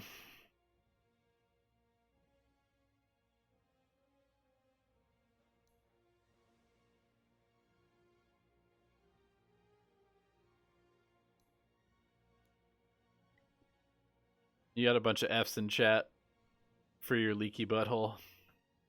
Oh.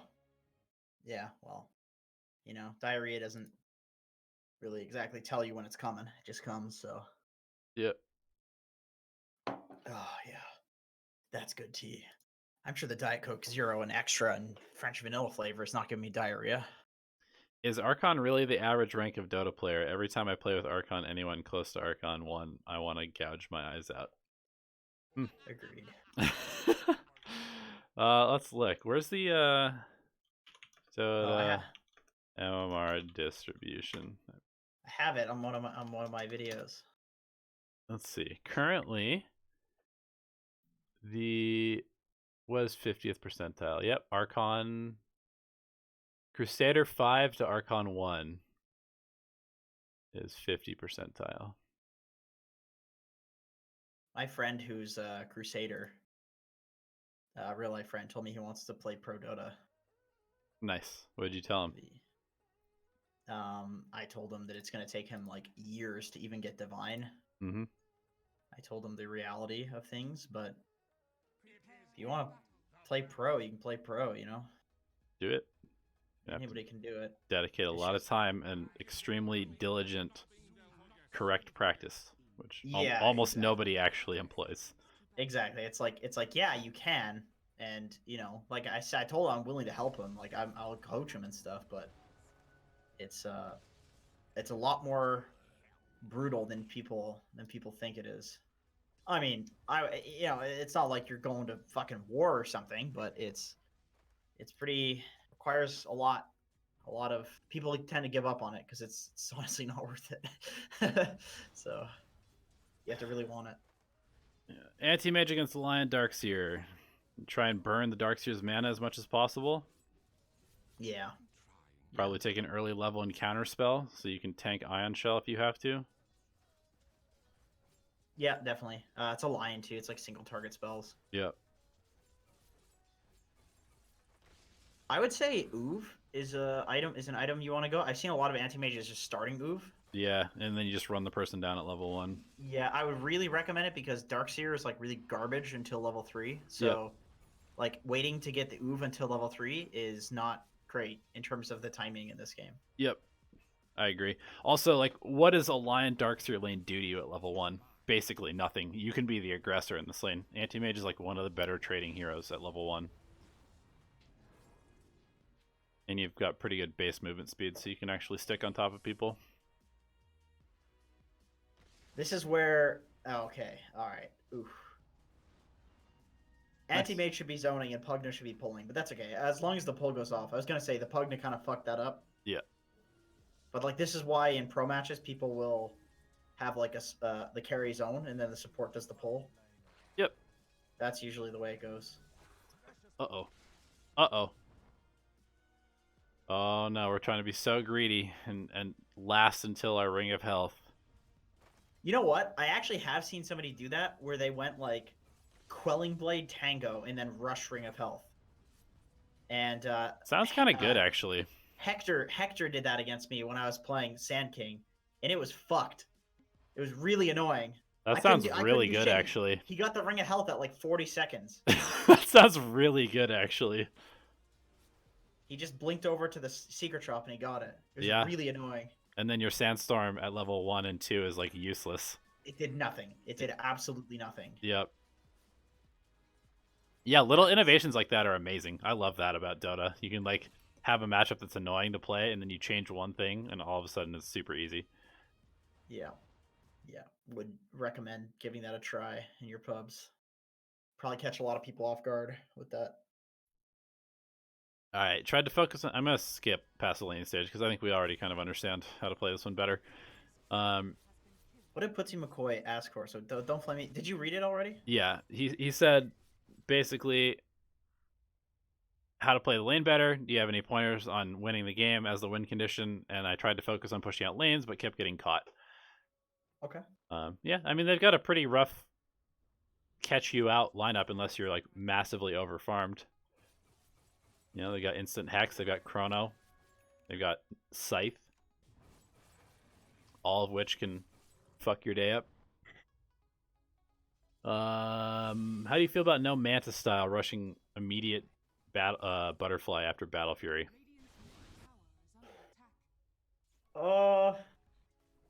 Not a big fan. Yeah, I really dislike it. I think that, you know, there's probably like 5 anti-mage players in the world that can pull this off consistently. Where you just Miracle, but burning. I think that you should always allow for yourself to make mistakes, in which case buying stats is going to help you. You know, you're going to get chronoed at some point this game. You just have to admit that. So buy stuff that's going to allow you to survive the chrono, also known as a bunch of HP and potentially even status resistance. So that's my advice. Is don't try and play this like super greedy one mistake and I die type of Dota. It's like, I feel like the timing that you win this is you just get Manta Basher, you jump on like the Void or the Darkseer or the Necro or the Invoke, any of the heroes. yeah, You just hit them until they're mana breakable, and then you mana break them, and then you get out. You're like an assassin. yep. I really don't see this butterfly keeping you alive in these fights. They have tons of magic damage, they have tons of disable for you, they have Scythe, they have Lion Hex. Like you need shit that makes you survivable. Yep, I agree. I would also, just tiny little random point, I would probably take the Iron Talon or the Ironwood Tree over Vampire Fangs. This is like a completely useless item on your hero when you already have a Battle Fury, which is going to sustain you in jungle. But yeah, True. I also agree with what Jenkins is saying, which is The thing with Anti-Mage is he's such a hard hero because like the specific timing that he hits at like 30 minutes or so with the Manta Basher Battle Fury is so important to capitalize on it, because if you don't, his later timings aren't that good compared to like a Void, for example. yep. It's just the fact that he can accelerate so fast compared to these other heroes. Yep. I do think that your lineup sets you up pretty well to play around that kind of style, though, because you've got a Kunkka and a Spirit Breaker and a Pangolier, all of which want to just go in and create a bunch of chaos, and then you can kind of just be like, all right, who do I want to kill? Because I can see everybody because they're all being, you know, messed around with. Exactly. You have a Kunkka, you have all these heroes that just go in and do shit. You just jump whoever you want with your Abyssal Blade. Yep. And your Oof. Yeah, I mean, I feel like Butterfly, first of all, I think Butterfly is kind of a mediocre item for the cost at this point. Like, costs about the same as an Abyssal Blade, which is arguably the most broken melee item in the game. And you have 1400 health, so even adding 35% in terms of EHP to 1400 is not a whole lot. Doesn't actually make you that tanky, especially when you're only negating a bit, since it's like right clicks from Void. Everything else is just going to be Magic Burst, which has nothing to do with this. Like, EHP on this hero is really good because you already have this insane magic resistance, so just stat up, you know? Get Manta, get Scotty, get Abyssal Blade. Like, these items are going to help you. I think you just do the build Battle Fury, Manta, Basher. Yep. And because they have a Void, you have to wait until you have the Abyssal before you start really trying to fight. But with the Basher, you can still assassinate people in fights. Yep. Like, you don't need to. This is always something that I cover in coaching, and I've said this for a while that I want to make a video on this for our channel. But there's a difference between soft committing and hard committing to fights. Yep. What I saw in that replay was you were jumping in and you're like, all right, let's fucking go Mortal Kombat. It's me or you. Right. It doesn't have to be like that. You can not blink in, save the blink to get out. You can send Manta illusions into the fight. You can play around the area and farm in the area and look for a jump on a guy who's low mana, and then get a mana break. Like that. The problem with those fights was that you just were in. You just were in. Your hero right clicks, their hero right clicks, and you just hope that you win. But that's not how do that in every game. And that's also just like basically never how Anti-Mage is played. No, the hero would be way too good if you could do. I mean, like Sven plays like that once you hit a certain point. Yeah, you just go in. Some carries do. Like you hit a certain point, you're so far ahead, you just go and right click anybody, you win the fight. It's easy. But those are not the nuanced, important games of Dota to look at, because those are easy to win. Everybody wins those. Yeah, I would highly recommend just watching Miracle play Anti-Mage. Like you want to learn to play the hero, just watch how he plays the hero. And especially watch how he team fights, because it's really extremely insightful of how he targets people and when he goes in. Like that's one thing that I think really differentiates a good Anti-Mage player from a bad one, or just like a mediocre one, is when and how you join the fights and how you contribute to your team. But what replay was that? That was Putty McCoy, right? Yeah. Now we're on Uga Chaka. Uga Chaka. Oh, he's playing Jug. Okay. Jugger. I love this hero, actually. I don't think it's a top tier hero right now, but I like it. No talking. Okay. Sorry. I'm talking. Apologies. You better send me a letter of recommendation. This game went badly, he says. I did mediocre in the lane, ended up getting a slow BF. Well, you don't have to have a boyfriend. It's 2020. It's like, okay if he's slow too. Like, yeah, exactly. Like, not everybody has to be super smart. Yeah, and just look at Jenkins. There's government assistance for that, which I'm looking into for myself. Sub 70 IQ. We eventually lost. How do you have any idea how I could have salvaged a win? Okay. Man, I don't know if I like Battle Fury this game. You're against a team that is gonna just run at you. Also, holy fuck. Using your spin like that and then just running uphill with no vision is insane. Damn, they got 4 bounties, eh? Unfortunate. Oh, you got 4 bounties. Perfect. Very cool. Very fortunate. And you're against Void Spirit and Witch Doctor.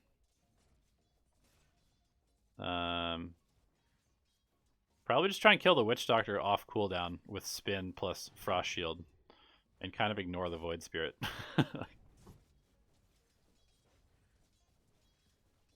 Thoughts? Yeah, Witch Doctor is a pretty free kill. He's so squishy, you just hit him first, and then Void can't do shit. Yep.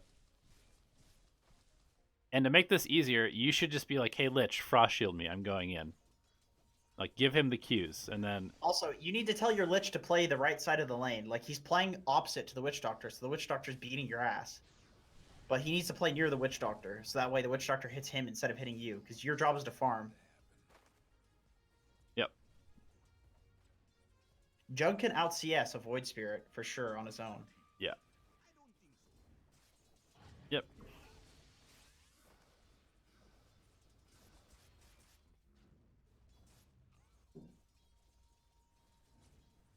Oh, the healing word. That's not good.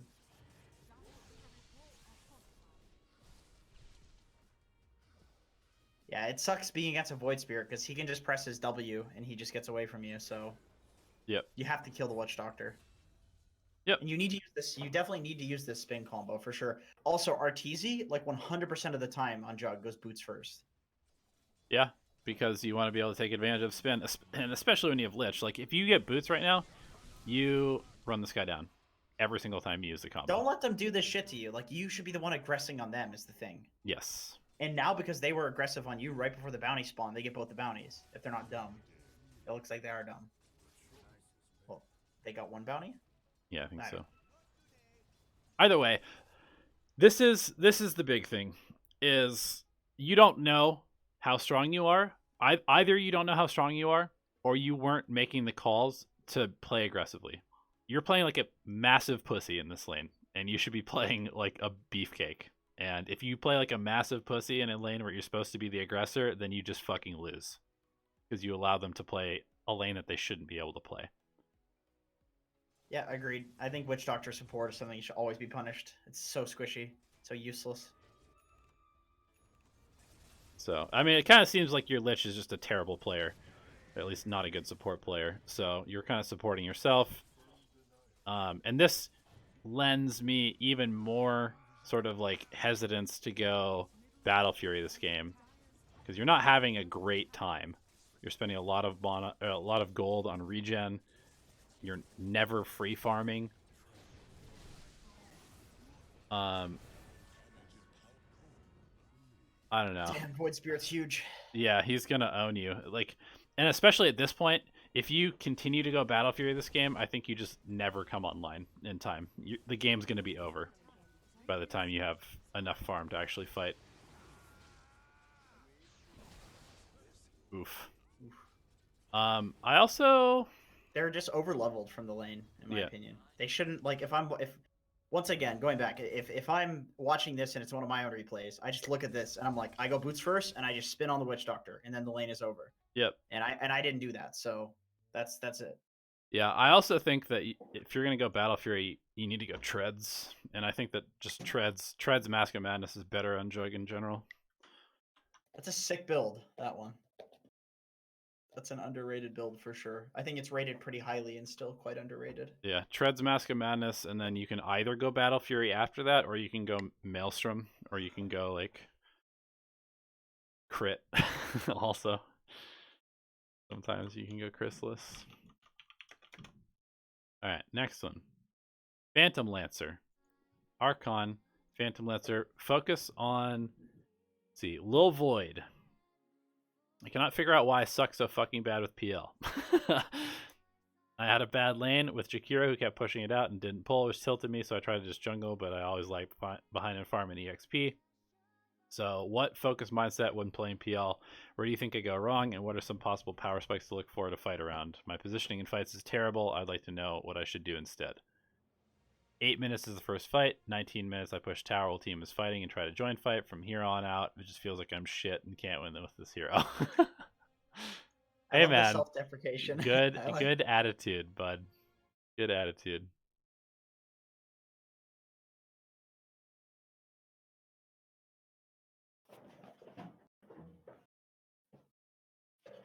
Can I tell you something, dude? When my life is without Diet Pepsi, I feel like there's just nothing to live for. Hey chat, give Jenkins something to live for. Like, I wish. We're in the middle of replay review, and I don't want to do the rest of this by myself. I wish tea gave me the same buzz that Diet Pepsi did. Yeah, well, it probably would if you just poured a cup of sugar into every cup that you make. I said Diet Pepsi, Donnie. Yeah, not regular Pepsi. Well, then pour a cup of aspartame into it, or whatever the fuck. I would. I would try cocaine, see how it feels. That's definitely what I said.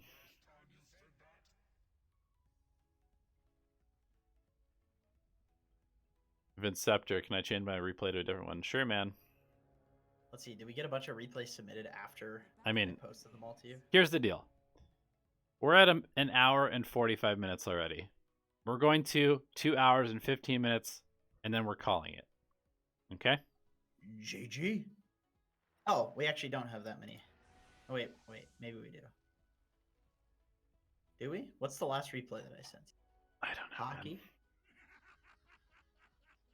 Yeah, Masley submitted one. That's it.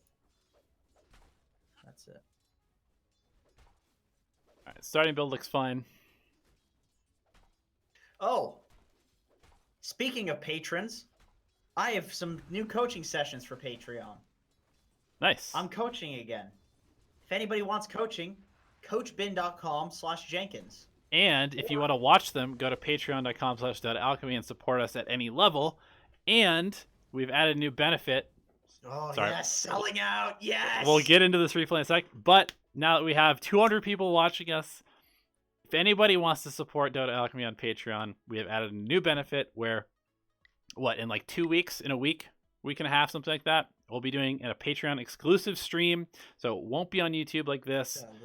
Selling out. And you guys will be able to live chat with us as we play duo queue and choose what heroes we're playing and choose what roles we're playing.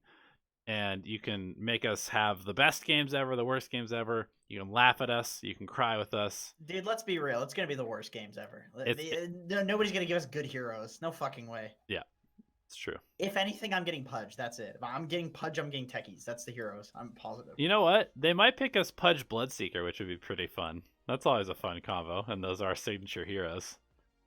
That would be cool. Anyway, let's go into this. I have to go tell Ellie to not come in here naked. She just woke up. 1 sec.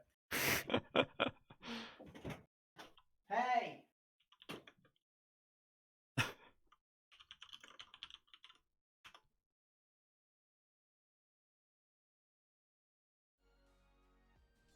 Alright, Phantom Lancer.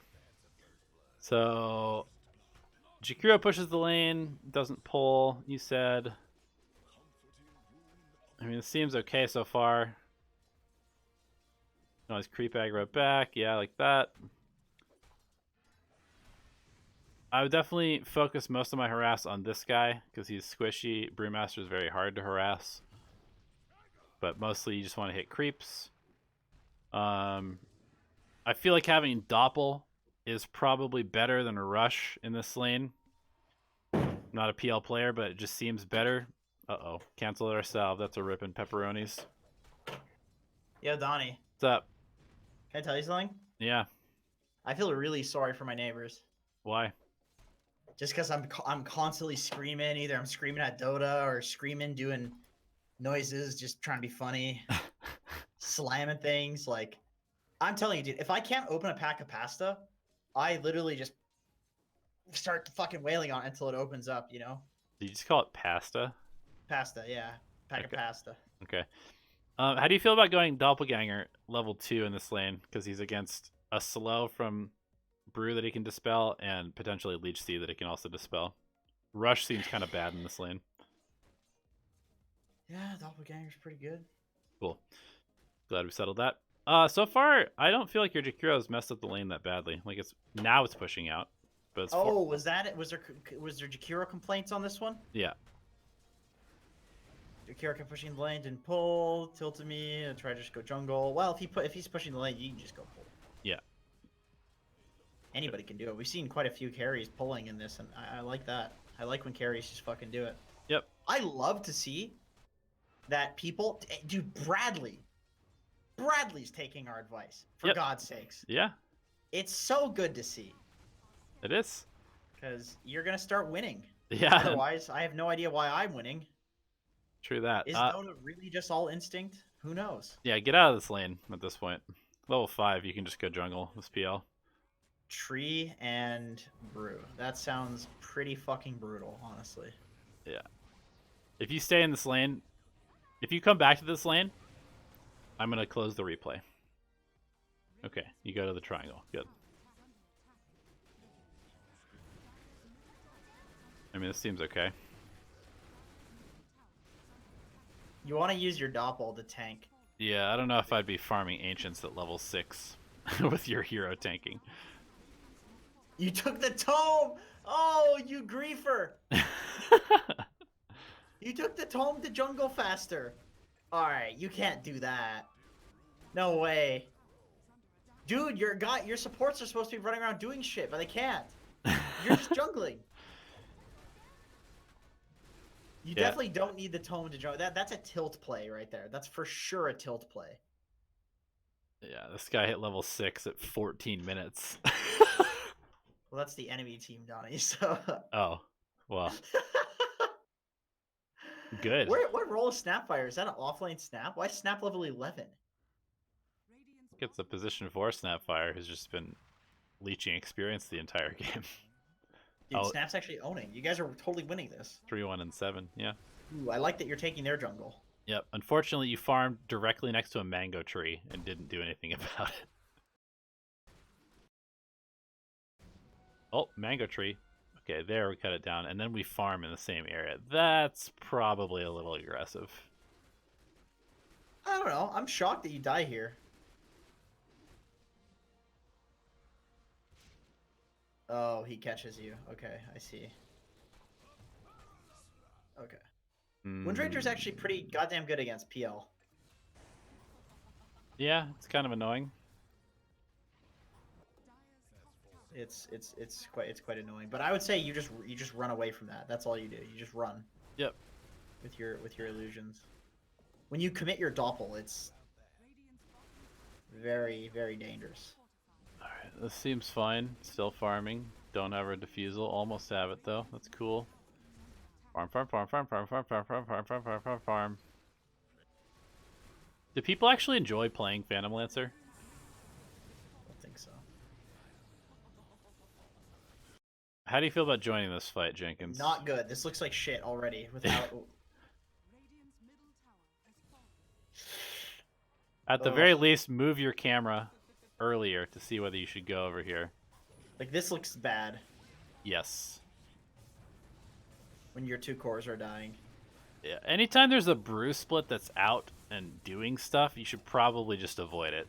You don't need to fight into a brew split if you don't have to. Ember Spirit buys back to try and carry. Just feeds again. Yeesh. Nice. Oh, God. Thanks, Ember. Oh, you bought another tome. Cool. What a throw. Yeah, just double back and, like, hit creeps. I don't know. That fight seemed like it was, like, too far away. I get that you want to use your defusal to fight. I totally get that. But that was like, the fight was already over by the time you showed up to it. So you just, like, take that as, like, oh, thanks, guys, for making space for me. Yeah, you got a tower. That's like a win, honestly. That's a win. That's already a win. Even if your team loses the fight, it's a win.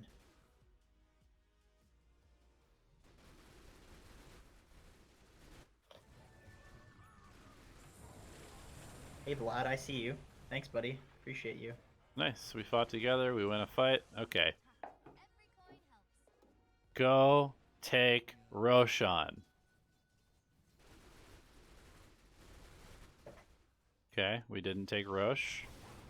Hey, we killed PA. Okay, go take Roshan. All right. Killing Brewmaster. All right, cool. We're wiping them. Oh, God. We're not wiping them anymore. Windranger's owning. Windranger is owning. All right, we killed PA. I know you're going to say it, but you definitely can't rush. No, you can't rush with that much Unless health. he has a Vlad's on Mars, then you can. Does he have a Vlad's? I don't know.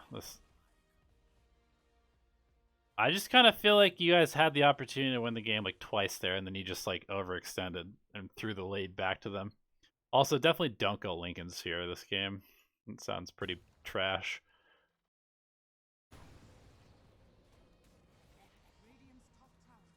Oh, how'd you die? This guy is fucking yoked. Oh my god. Windranger carry. I thought your farming was fine, but I just think that you joined a couple fights that were not good, and then you threw when you actually had the game won. 25-5 Windranger. Oh my god. What a god. Russian aimbot hacker, obviously. Yeah, definitely. Can someone explain to me why this PL has 2 items at 35 minutes? Because he was showing up to fights. Yep. He was fighting when he shouldn't have been and feeding away his gold that he was farming. That is why. Who are we looking at here? A Grievous Ember mid. Well, that's just egregious, sir. Don't do our patrons like that, man. You like my joke? Don't do that. Don't The do that. Painapple. I like that name. That is a good one. He says, "This is my second Ember replay that I've sent to you guys. The first one had the super weird camera angle because I play on an ultra wide monitor. And so regular 16:9 viewing is just super weird. Just tell me what the hell went wrong and what I can do to prevent this nonsense in the future." That's hilarious. You were right, I think. Yep. Zoom out hack. Yeah, it's an advantage to some degree. It does give you a little bit wider field of vision, doesn't it? Yeah, it does. Yeah, like if I were to put this on not 16:9, then I would have a much smaller field of vision. Some people play like that probably because their PC is not good enough. Guy's just AFK on hacks. What the fuck? All right. Pre-skilling Flame Guard into an Invoker. Thoughts?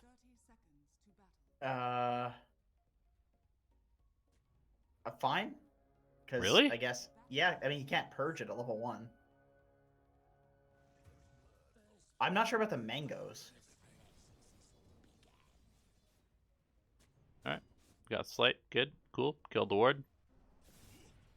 Slight his ass.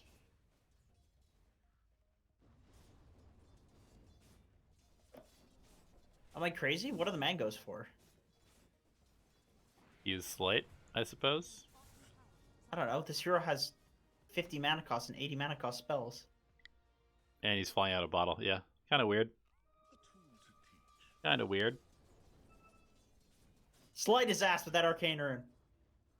Keep doing it.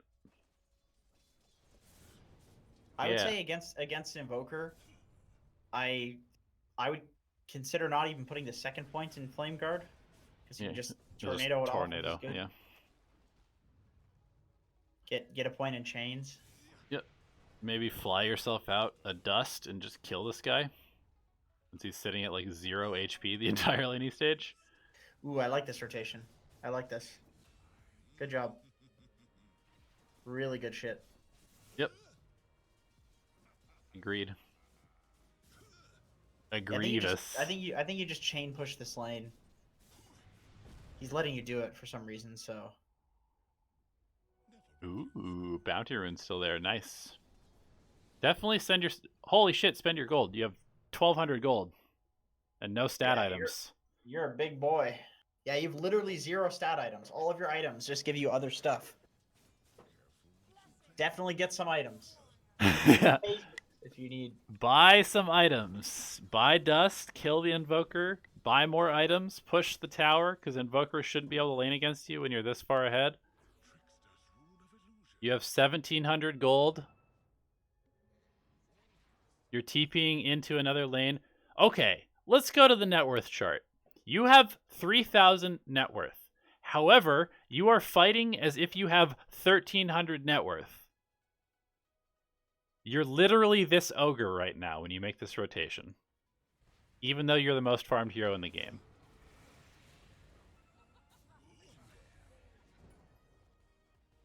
Is he going travels? Is that it? Oh no, you're going treads. Alright, you definitely got to spend your gold if you're not going travels. I mean, I don't necessarily agree with the travels, but God, you could have had a javelin, brown boots javelin, treads. Yeah, this is that what rating is this? This is definitely something you see in like the lower rated games. Oh, that's so annoying. It makes you do that. Crusader. Guardian. This is definitely like a Guardian Crusader thing that you see, sometimes Archon, where people literally just sit on thousands of gold. Yeah. Like, the moment in a pro match somebody gets enough gold for an item, they instantly buy it and send it out on the courier. Yeah. How do you feel about second item Lotus Orb? I see nothing that Lotus Orb reflects. Yeah, I see nothing it dispels either, other than Cold Snap and like Axe W. Battle Hunger. Yeah. I think if you want a defensive item, you go Yules this game, because you're against Mana Burn from Invoker, and you can completely fuck Axe. And I don't think you even necessarily need a defensive item this game, but if you do want one, get that. You could potentially get a BKB much later on in the game.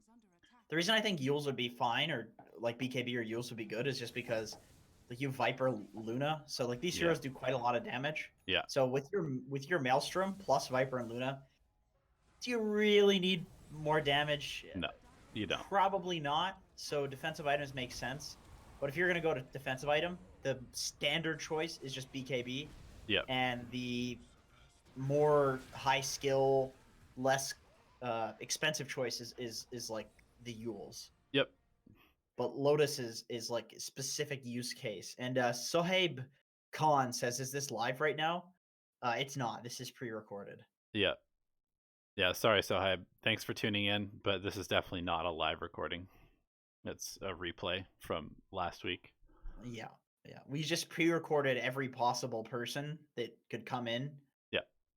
And it just happens that we got this particular one right, and you're the only person that we got right today, actually. We've just been naming off people as the replay has progressed. So I hope you're still watching it, but I'm recording this a week ago, so... Yeah. Exactly. Hold up a newspaper of today. I'm just going to happen to hold up a newspaper. So Vinceptor said he wanted to switch out replays because he's next. Okay. Is there a new one that I should do? Let me go ahead and check. See if I think he edits. Oh yeah, he does. There it is. Do I sound good? Yeah, you sound like you have a professional audio setup. What mic are you using? I am using our sponsor, our audio sponsor. What are they? Lion Audio. Yeah, providing us with some nice mics. So you're telling me if I talked this close to the mic, do you think it would sound better for my videos? Probably. Really? And then what? I just like make the audio less loud? Yeah. Hello, welcome to this video. It's like getting all ASMR in here. I'm getting goosebumps on my by Dota Alchemy. 3 arms. If you have 100k subs, your microphone should cost at least $100. Well, we don't have 100k subs. Yeah, so fuck off. The mic that I have was free. That's why I can afford it. Are your Patreon subscribers crashing due to coronavirus? Surprisingly not. No, they're actually going up because everybody's stuck at home and they're bored. I think a lot of our Patreon subscribers are people... I know there's a lot of software developers in there. I'll say that because a lot of the people that I've coached... Jenkins Pudge, Donnie Lion. That's what they want to see, the duo queue. Oh my god. They want me to lay in as Lion with you. I am not playing with Donnie Lion. No fucking way. Don't encourage him. I think I'm like 7-1 with it in my last 8 games.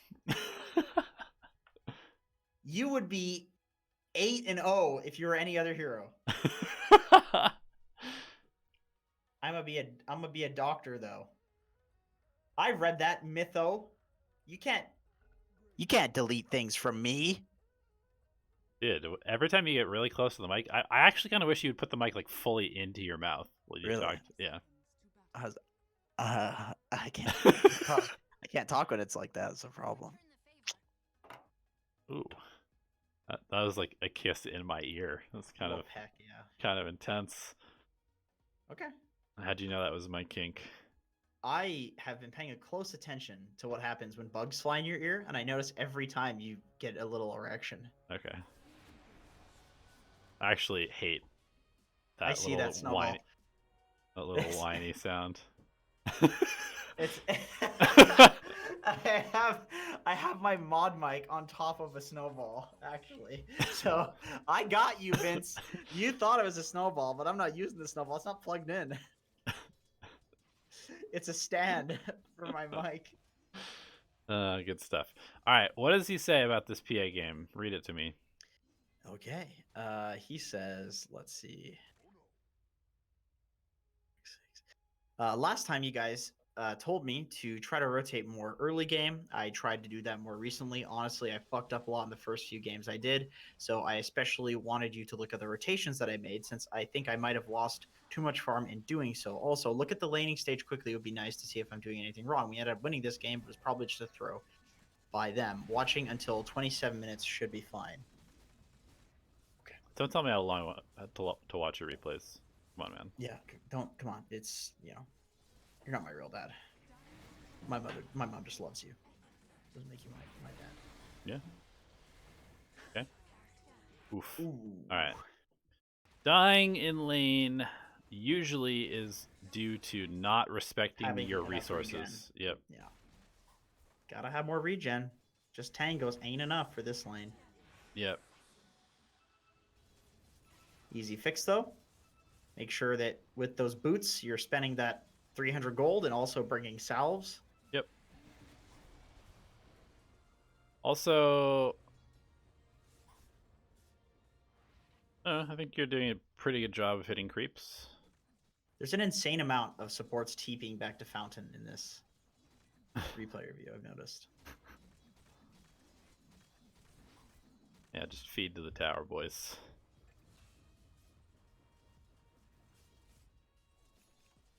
I do like the double Wraith, considering that you're being pressured.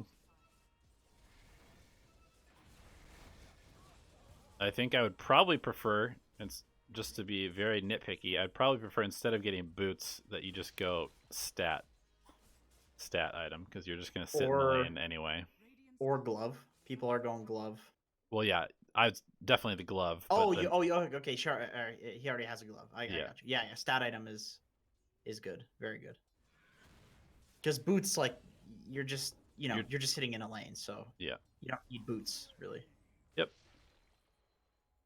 All right, level 6. Kill the AA.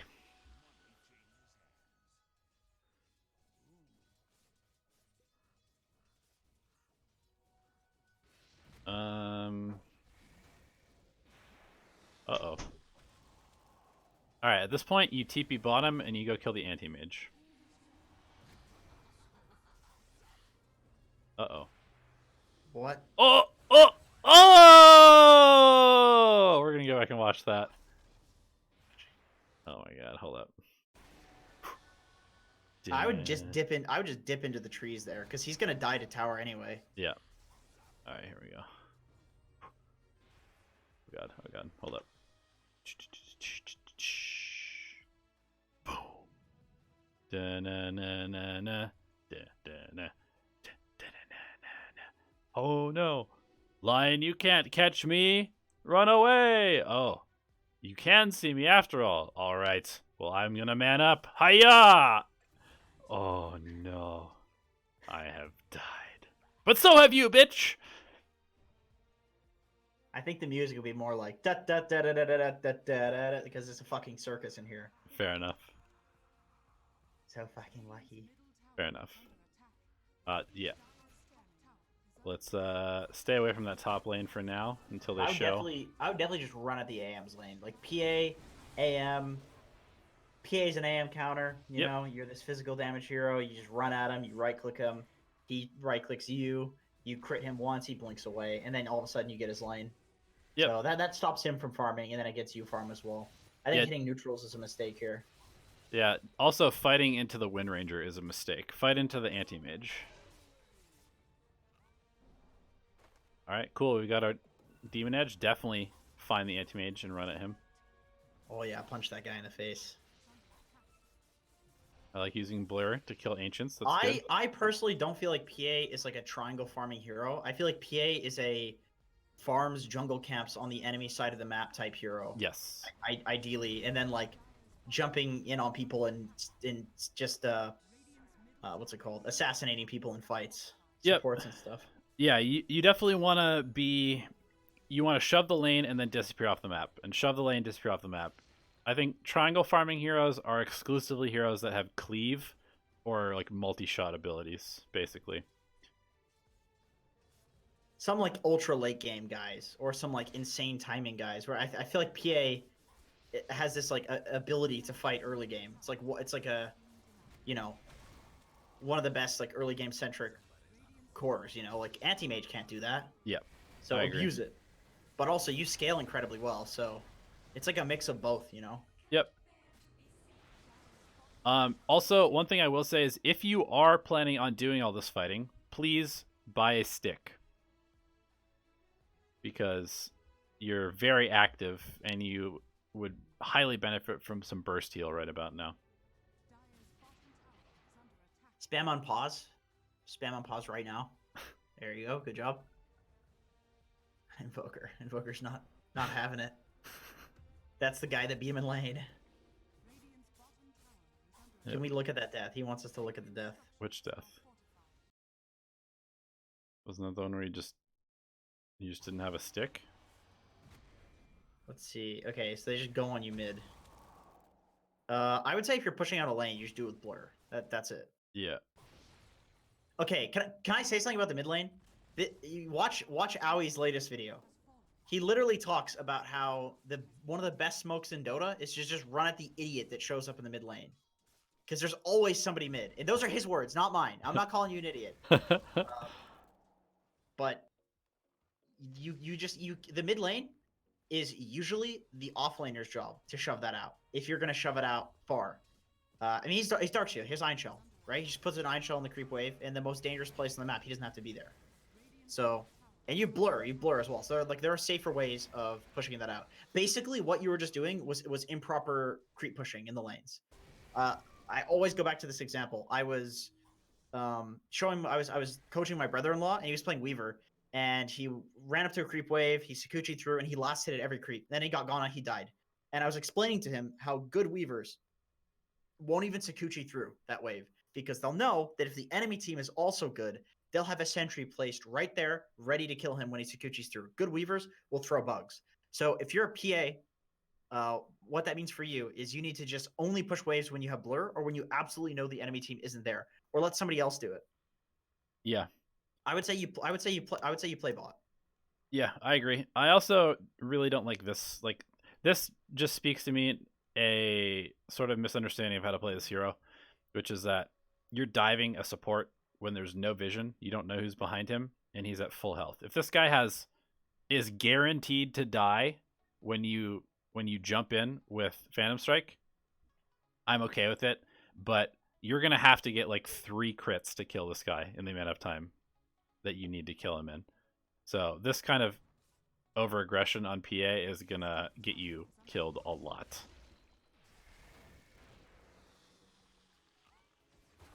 And at this point, you need to just finish your Battle Fury because you've already committed to it. Do not show up for any fights. Go finish the Battle Fury so that you can actually do stuff. The problem and the reason why the mid lane is like the only place that feels safe for you is because you lost all your outer towers. Yeah. And you only took their top tower. Like, this is why you needed to go pressure the AM bot, is so that you would have access to this like bot area jungle. Yep. Like those 2 camps down there. And so you can push the wave without worrying about like the Wind Ranger showing up and killing you or like the Lion fingering you. Yep. Like, you need to open the map up for yourself by playing. Like, look at this. He can't do shit to you. Yep. You got to play the counter matchup. You know, you have to play. Like, if you're a Bat Rider in a game and there's like a Timber in the game, I don't care who you're laning against or how the game is going. Like, at 5 minutes, eventually Bat Rider needs to be somewhere on the map where Timber Saw is, because that Timber can't do shit if the Bat Rider is near him. Yep. So all you need to do on Bat is follow the Timber, and I see this game as the same scenario. Like, not only can you farm near the Anti-Mage, you're denying his farm because you're a counter pick. So if you just follow him around, it totally cucks him.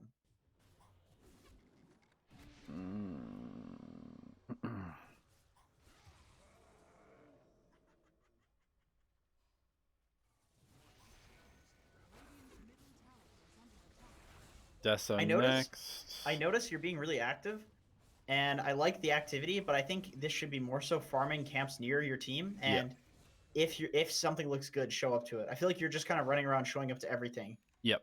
Since you got the Demon Edge.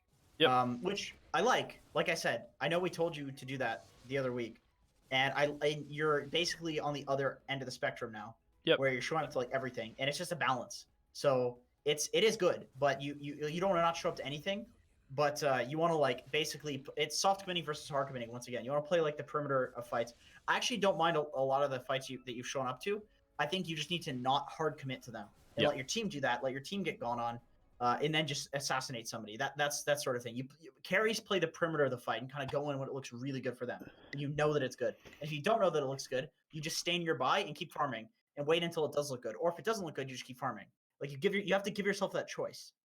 Yeah, throw like 3 daggers instead of 1 and jumping. Like make sure. Yeah, exactly, 100%. Like that AA kill, you just throw the dagger. It's like, all right, guys, you go. I'm out of here. I'm hitting this jungle camp, and then let's say the line comes in, stuns some other guy, fingers some other guy. It's like, okay, now I'm going. Yep. Because some other, but you're still contributing. Yep. Exactly.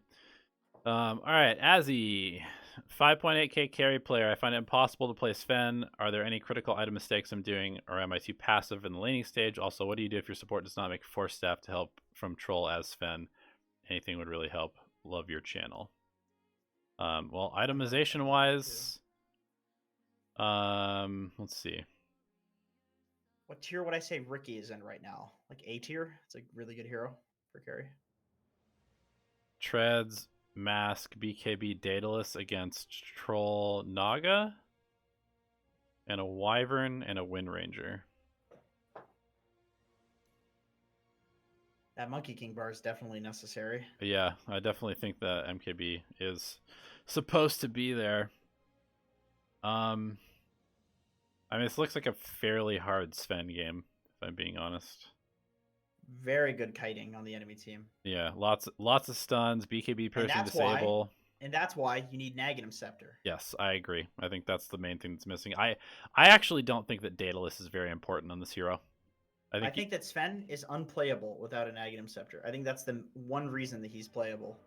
Yeah, I would agree. Otherwise, otherwise you just get kited constantly.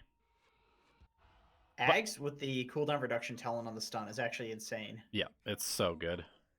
You have what, like a 7-second blink dagger? It's ridiculous, and it's huge. The radius on it is massive. Yeah. It applies a hit. It's crazy. It's an Echo Saber and a 7-second blink dagger in one, and it also makes you immune while you're flying. So, did you know that you can break puck coil with Ags on Sven? You just fly out of puck coil. Don't get stunned.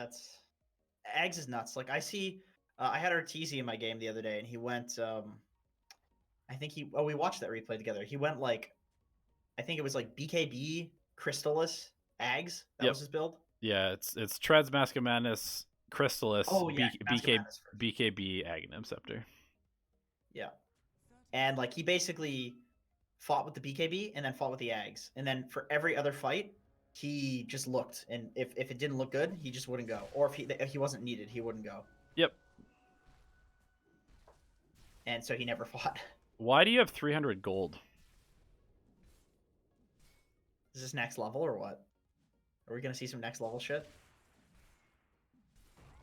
Like, why not just show up to the lane with 2 extra mangoes and an extra set of tangos, and then you don't have to play like a bitch right here. You can actually just body them and kill them. All right, we're rushing at Gloves of Haste. That's why. That seems mega greedy. That's so greedy. Yeah, you're gonna get owned in this lane. I wouldn't mind a headdress first in this game, actually. Yeah, lots of harass over time. Seems pretty good. Wind Ranger will just do nothing if you have a headdress. Yeah, she right clicks you for like 40 damage, right? Yeah, it's pathetic.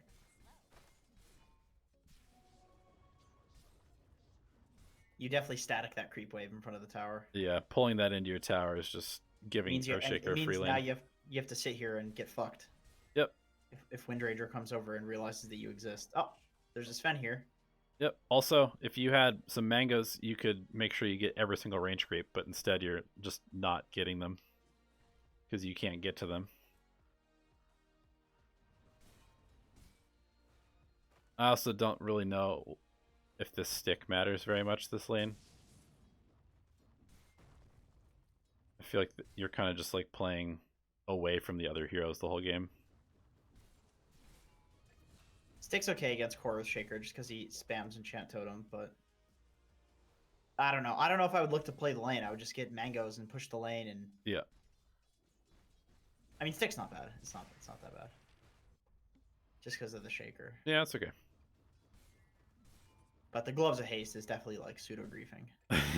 Super greedy. I mean, I get it, and I don't mind it, but in this game, it's like it's really risky. Yeah. Missed another range creep. You got to move your camera to keep track of these range creeps, dude. I've seen you get like literally 3 of them. Treads. Good. Farming on Agi, high level stuff. Is that what people do? Yeah. Why?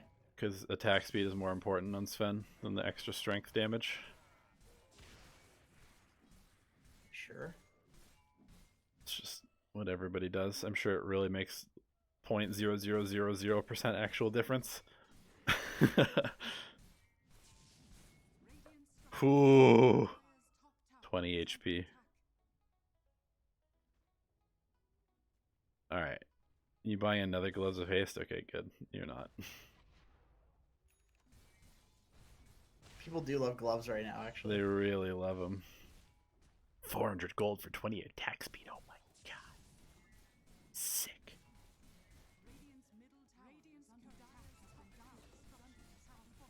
I mean, this seems fine. Just farm. Give your Lich the lane. Make your way over to the Ancients as soon as possible and stack them for yourself. Ooh, get that broom handle. Hell yeah. Yeah. Although if you're just farming jungle, I feel like PMS might even be better. The Agi is good. I don't know. You have lifesteal. I feel like you shouldn't need that much regen with the lifesteal. Momming it up. Heading over to help get the bounty. That's good. That's good. Yeah. I do think that you should potentially go triangle soon. God strength for a hard camp stack. Seems okay.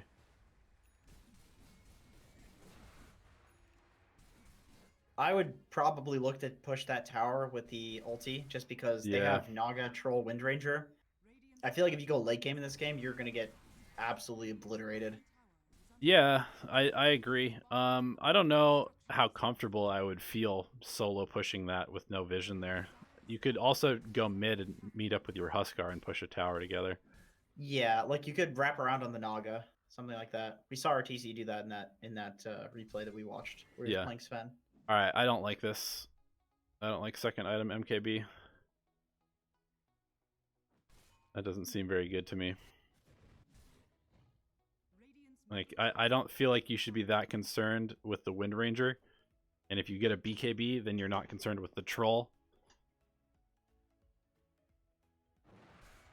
And I feel like if you get a BKB, then you can actually create pressure on the map against a team that's better than you in the late game, which is probably what you need to be doing. Yeah.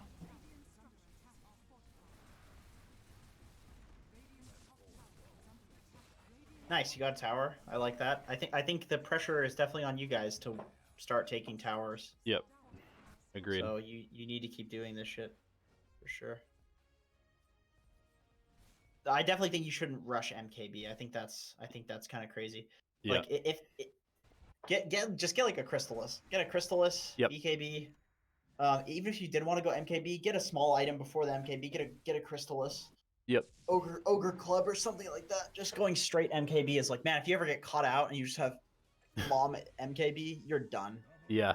Yeah, a lot of times what I'll see actually is people will go Crystallis and an Ogre Club, or they'll go like Ogre Club Crystallis, intending to go BKB after the Crystallis, but they want the extra 10 strength for tankiness and stuff. I think that's pretty good. Yeah, I agree. And I wanted to say that I think that you spent way too much time in the top side of the map. Like, Ancients are on the bottom side of the map, and you're Sven. So you want access to the Ancients as soon as possible. Agreed. I think also you need to take over their jungle because they have a bunch of late game heroes. So if you're not taking over their jungle, you can't take their objectives. You can't take their objectives. the game is just gonna end whenever it goes late. Like they're just farming. Yep. Yeah, you're still topside. This is not where you want to be. Alright, we're finally going bottom. Ooh, taking a fight with MKB Mask of Madness. I like this. I think this could have been earlier though. Yeah. Beat his ass. Use that MKB. Uh-oh, it's a troll. He's pretty fast. And you definitely go the mono regen talent on this hero. Unless you're going Echo Saber, you have to go mono regen talent on this hero. It's not possible to play Sven with an Aghanim Scepter on a 6-second cooldown if you don't have mono regen talent.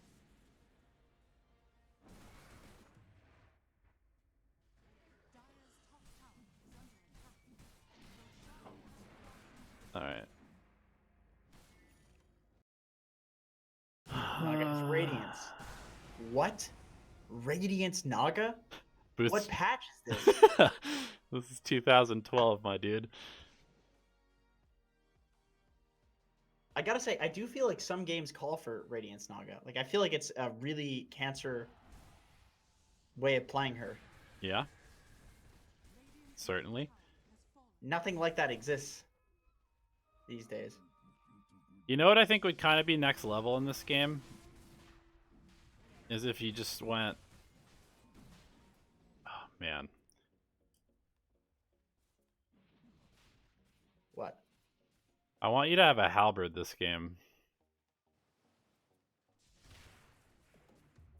I mean, it's Sven. That seems fine. But I'm just trying to figure out where you would build that in your item progression. You could go Sanj, BKB, Halberd. Yeah. That seems pretty good, actually. And then go Ags after that. Oof, yeah. Never feels good to be Sven and not be able to man fight the other team. They have a great anti-Sven lineup, which is why I think, oops, you should spend a lot of time farming and really look to take the big fights when you have the Ags in like level 20. Yep. Alright, They Hitchcock. definitely don't farm as fast as you. Alright, Hitchcock. 1v3 in their tier 3s. I think we covered enough in that one, yeah? Yeah. Alright, one second. I gotta leak again. Diarrhea calls. Yuck.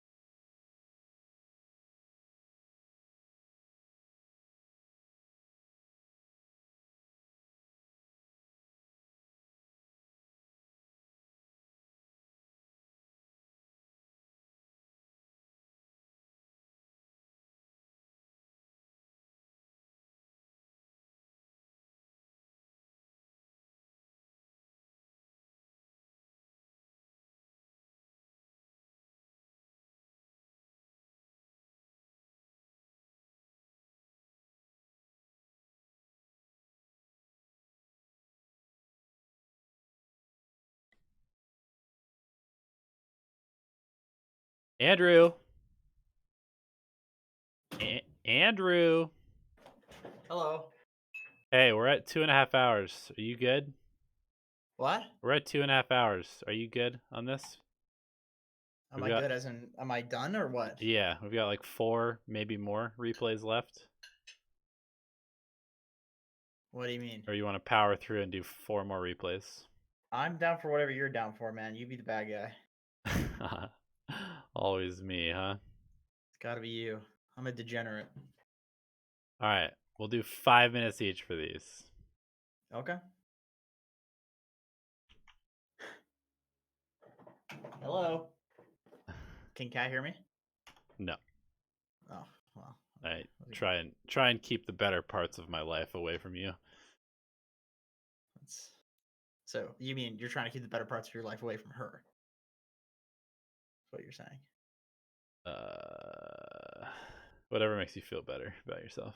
Did you know you can contract coronavirus by eating somebody's shit? Okay. So I'd be careful if I were you. Yeah. Fair enough. All right. So Moving on. 231, 45, Slark. We had to support CK. Good. Nice. Awesome. Oh my god. Obviously reported supports don't build Echo Saber and a feeding Mirana mid. I think I did pretty well, but it wasn't enough. A couple mistakes here and there. I crushed the lane, but I usually have a hard time telling my team to wait for Roche before pushing high ground. I tell them to stop pushing. I go back to fix the lane or farm enemy jungle. They go 4v5. Any suggestion regarding this or mistake it made could have presented blah, blah, blah. I finished my core games with highest GPM, highest KDA, good item build, good CS, good tower damage, but sometimes not enough. What can I improve on? Stop blaming your teammates. Bracer first? Support CK? That's wild. It's definitely not my build.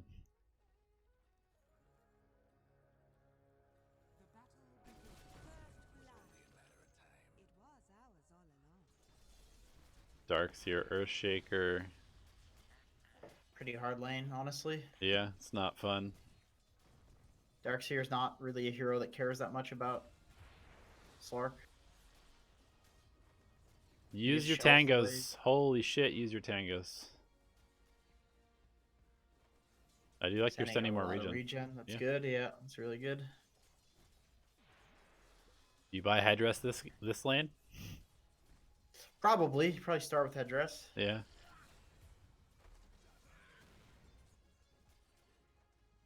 Headdress or Oov. A lot more people are choosing to not play with Quelling Blade anymore. Yeah, I think unless you're gonna go Battle Fury, it's something that you could potentially overlook. But you have to have other ways of getting last hits, like zoning them from the creep wave and stuff like that.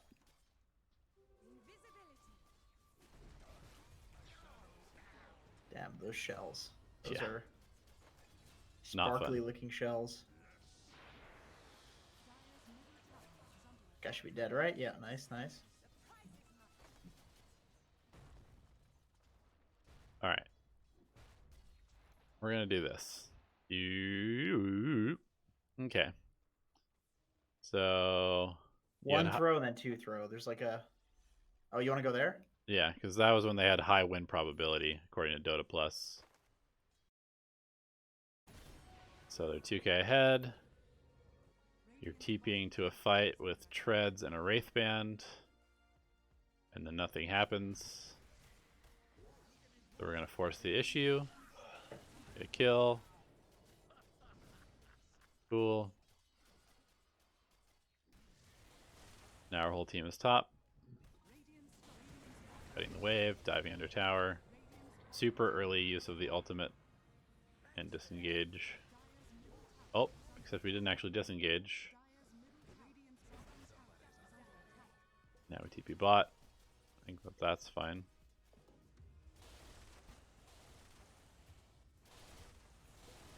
Team dies mid. Push the bottom lane. Don't run to them. Don't run in the mid lane. Don't run to a fight until you have Diffusal Blade. Yeah, I agree. I agree. Most Slarks don't fight without Diffusal these days.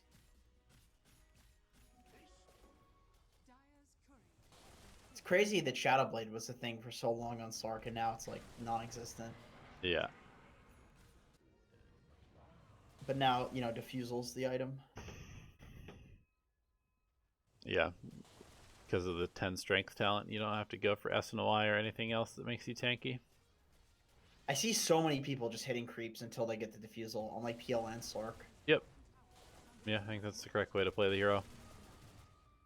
You can always TP to fights if they look good. Bam brace, nice. Alright, where's this throw happening?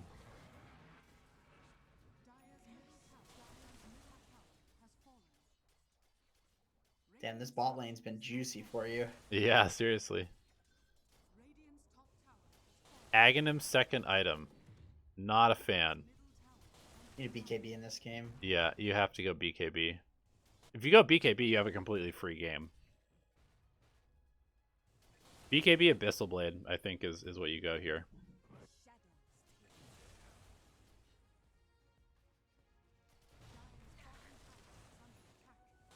It's just the Earthshaker and the Witch Doctor. These, like, I can really see these heroes killing you. Yep. When they have some items.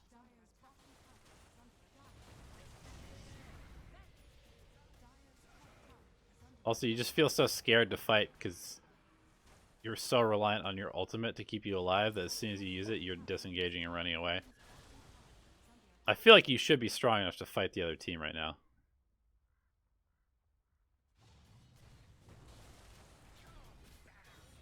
Nice kill.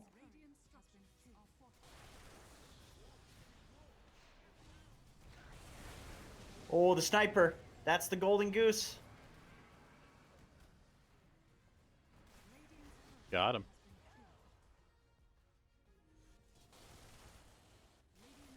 I would just walk top. Yeah. I wouldn't want to use my TP because now you can't TP back to your team and help. That TP, in my opinion, is the biggest mistake we've seen so far. Yeah. Like that TP was the typical autopilot carry. I want to get to this farm 2 seconds faster. Like you're a Slark. Your hero runs at 466 move speed. Yep. Running to that lane, you'll lose like 1 or 2 creeps of XP. And then you could TP to your team if it looks bad. Like if you need help. Yep. Yeah, and that's exactly what happens, right? You TP top. Look how close it is. You TP like, man, that would not take you long to run there. You could even farm your way there. Yeah, you would lose like one of these creeps in that time. You would lose no gold if you farmed your way there. That is the biggest mistake that I've seen so far. You're not moving your camera to see what your team is doing because it doesn't matter. Because you can't help anyway. Yeah. So I actually understand that. I mean, but also based on what you wrote, you're definitely one of those players that thinks your whole team is shit. And so you're just trying to solo carry, you're trying to 1v5 constantly. And if you're still trying to 1v5 in Dota, then you're just never going to get good at the game. Because that's just like... You gotta consider that your teammates are a useful resource to play with.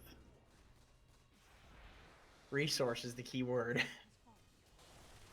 It's not necessarily that they're good, but they can be used as resources for sure. Yeah. Yeah, so we lose a set of racks and then game is very hard. TP scrolls, man. Very important. Really important for carries. One of the most important things for carries, more so than the other roles. Yeah, I was watching a BSJ coaching session because it was recommended to me on YouTube, and it was with like a 6.5K player or something like that he was coaching, and that was like the one main thing that I remember them talking about is like the guy was just constantly TPing to lanes to farm, and BSJ was like, if you watch any pro carry, they never do this. They always walk to the lane, and then they TP to their team if they needed help.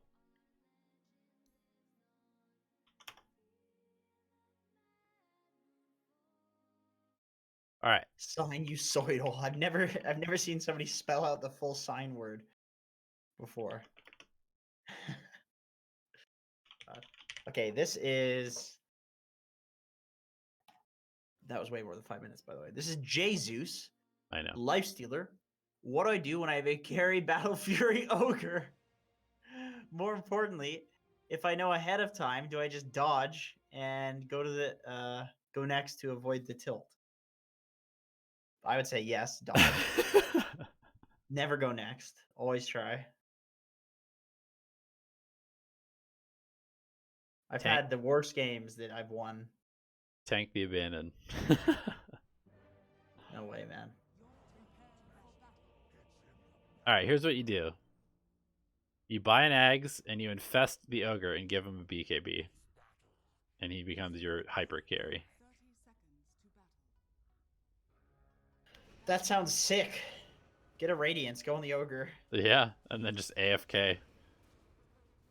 Yep. That's definitely the way to play this game. If you're offlane Lifestealer, I'd say like Orb of Venom is a must. I fucking hate to agree with Campsite on this. Because he doesn't stop talking about how good Orb of Venom is.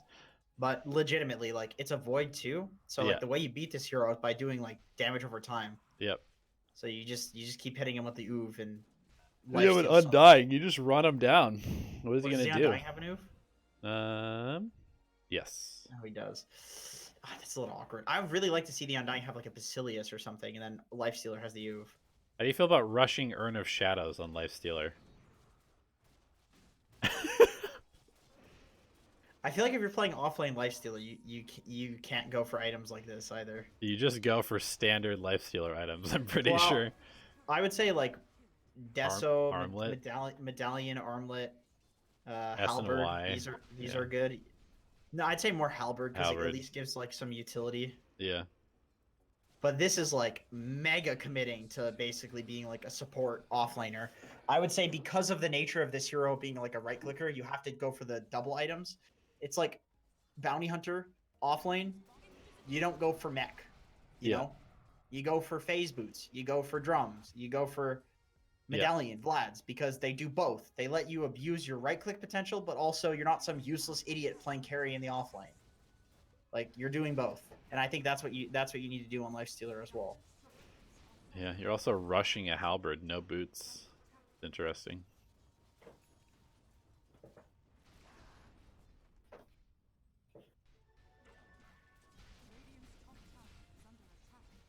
Pretty wild. This is crazy, yeah. Man, I want to play in some of these games sometimes. I feel like this is just so bananas to me. This is like either next level or extremely previous level.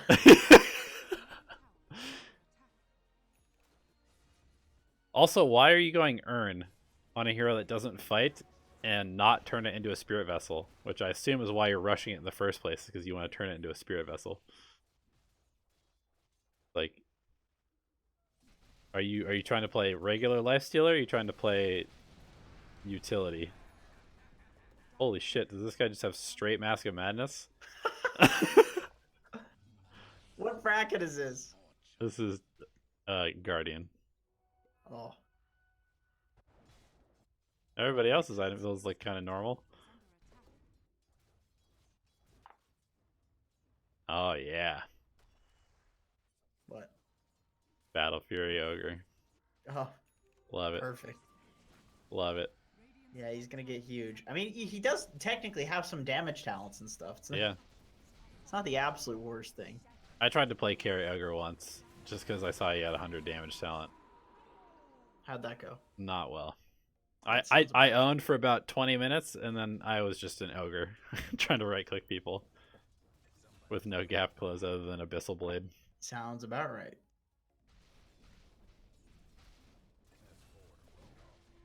Hit. This is all Lifestealer does. Alright, definitely get boots. 15 minutes in. Alright. Holy shit, does this guy not have boots still? Oh, he does. Even this guy has boots. Where's your boots, dude? Don't be the last guy to get boots. You never want to be the last guy to get boots. I would say like boots, Oov are like your first two items. I agree. You definitely just want to like chase down this void, make his life hell. Because I think if you play a standard farming game against a void as an offlane lifestealer, you basically are griefing. Like, what is your purpose in this game? Not a Pepega. I disagree. You're a big Pepega in this game. All right, we're moving on. I'm done. All right. Sven. Had a hard game. This is Mythoclast. Who's chilling in here. Felt like I was getting an advantage, then threw the game, but felt like I should have ended it before that point.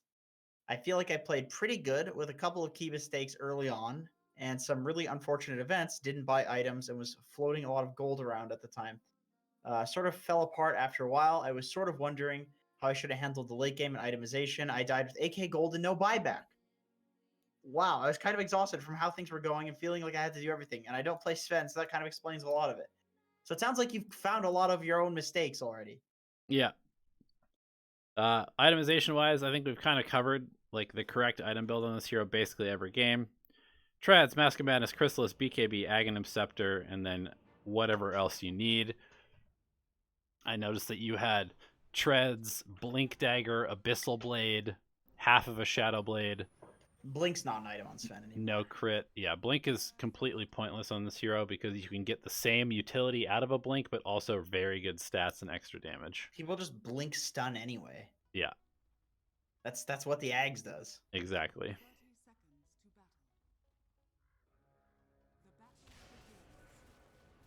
Oof, Lone Druid. Hate this hero. This is a pretty hard lane, actually. Yeah. Even Undying, at least. Except he's playing behind you. Yeah, which is not how it works. Yeah. It's like, hey man, you're a support. You're protecting me. I literally covered this in my video on my channel recently. Yep. If you're playing behind your carry, you should not even be there.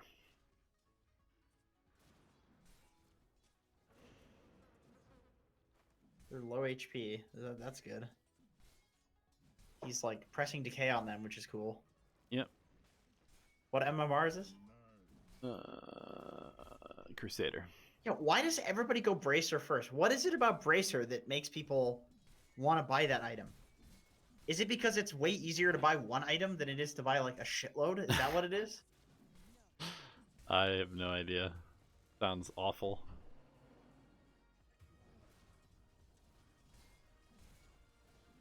Alright, boots first. I mean, I guess against Lone Druid, maybe it's good. I think you need some stat items, otherwise you're not going to be able to tank their harass. Yeah. In a shitload of regen.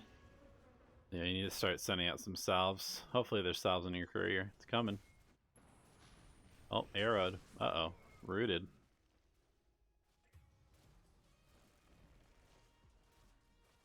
You send out just boots? Okay, 2 salves, raindrop. Good, good. Nice. I like it. Yeah, I do too. Good stuff. And I actually would prefer Undying to get 9 mangoes than Racer. Yep. Legitimately. Yeah. That actually sounds pretty good. I go 6 tangos, 6 mangoes every single game as Undying. And it feels great. This is a hard lane. I'd say you leave this pretty early. Yep. I think as soon as you get your 3rd point in cleave, you can consider going to the jungle. Yeah. And then who takes the lane, man? Oh god. Pudge, maybe? Pudge, I guess. Even I mean that's some garbage. Or Lion. It's not you though. It's not you. You don't just stay here and get cucked. Yeah. You are the carry. Yep. You go jungle, you get huge. You don't like being here. Yeah. Even these kills are not good because you're not accelerating your farm. They also shouldn't be dying to you. Yeah. It is unfortunate that they have like a lone druid off lane. You're a Sven who wants to leave the lane, and you don't really have any good heroes for like defending that tower. That is definitely mega unfortunate. Yeah, honestly, I think you put Razor like obviously this is never going to happen at this bracket, but Razor should come bottom. Ideally, yeah. And then Pudge or Lion takes mid. And I think Razor Undying just kills them over and over. You just suck the bear. Yeah. This is better.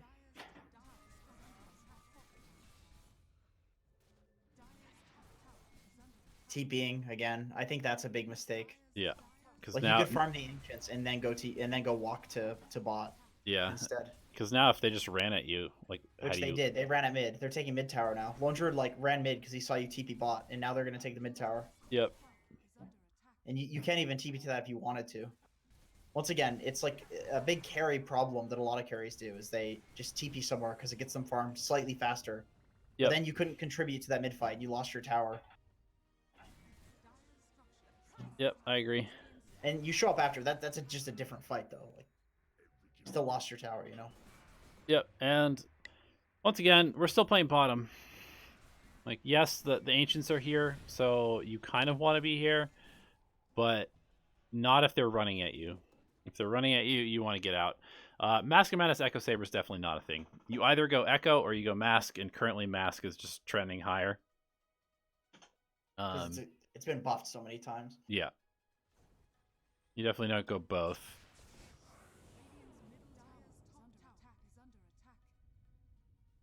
And it's just kind of like a dead item on the hero because you have a mono regen talent and you have a free Echo Saber when you get Aghanim Scepter.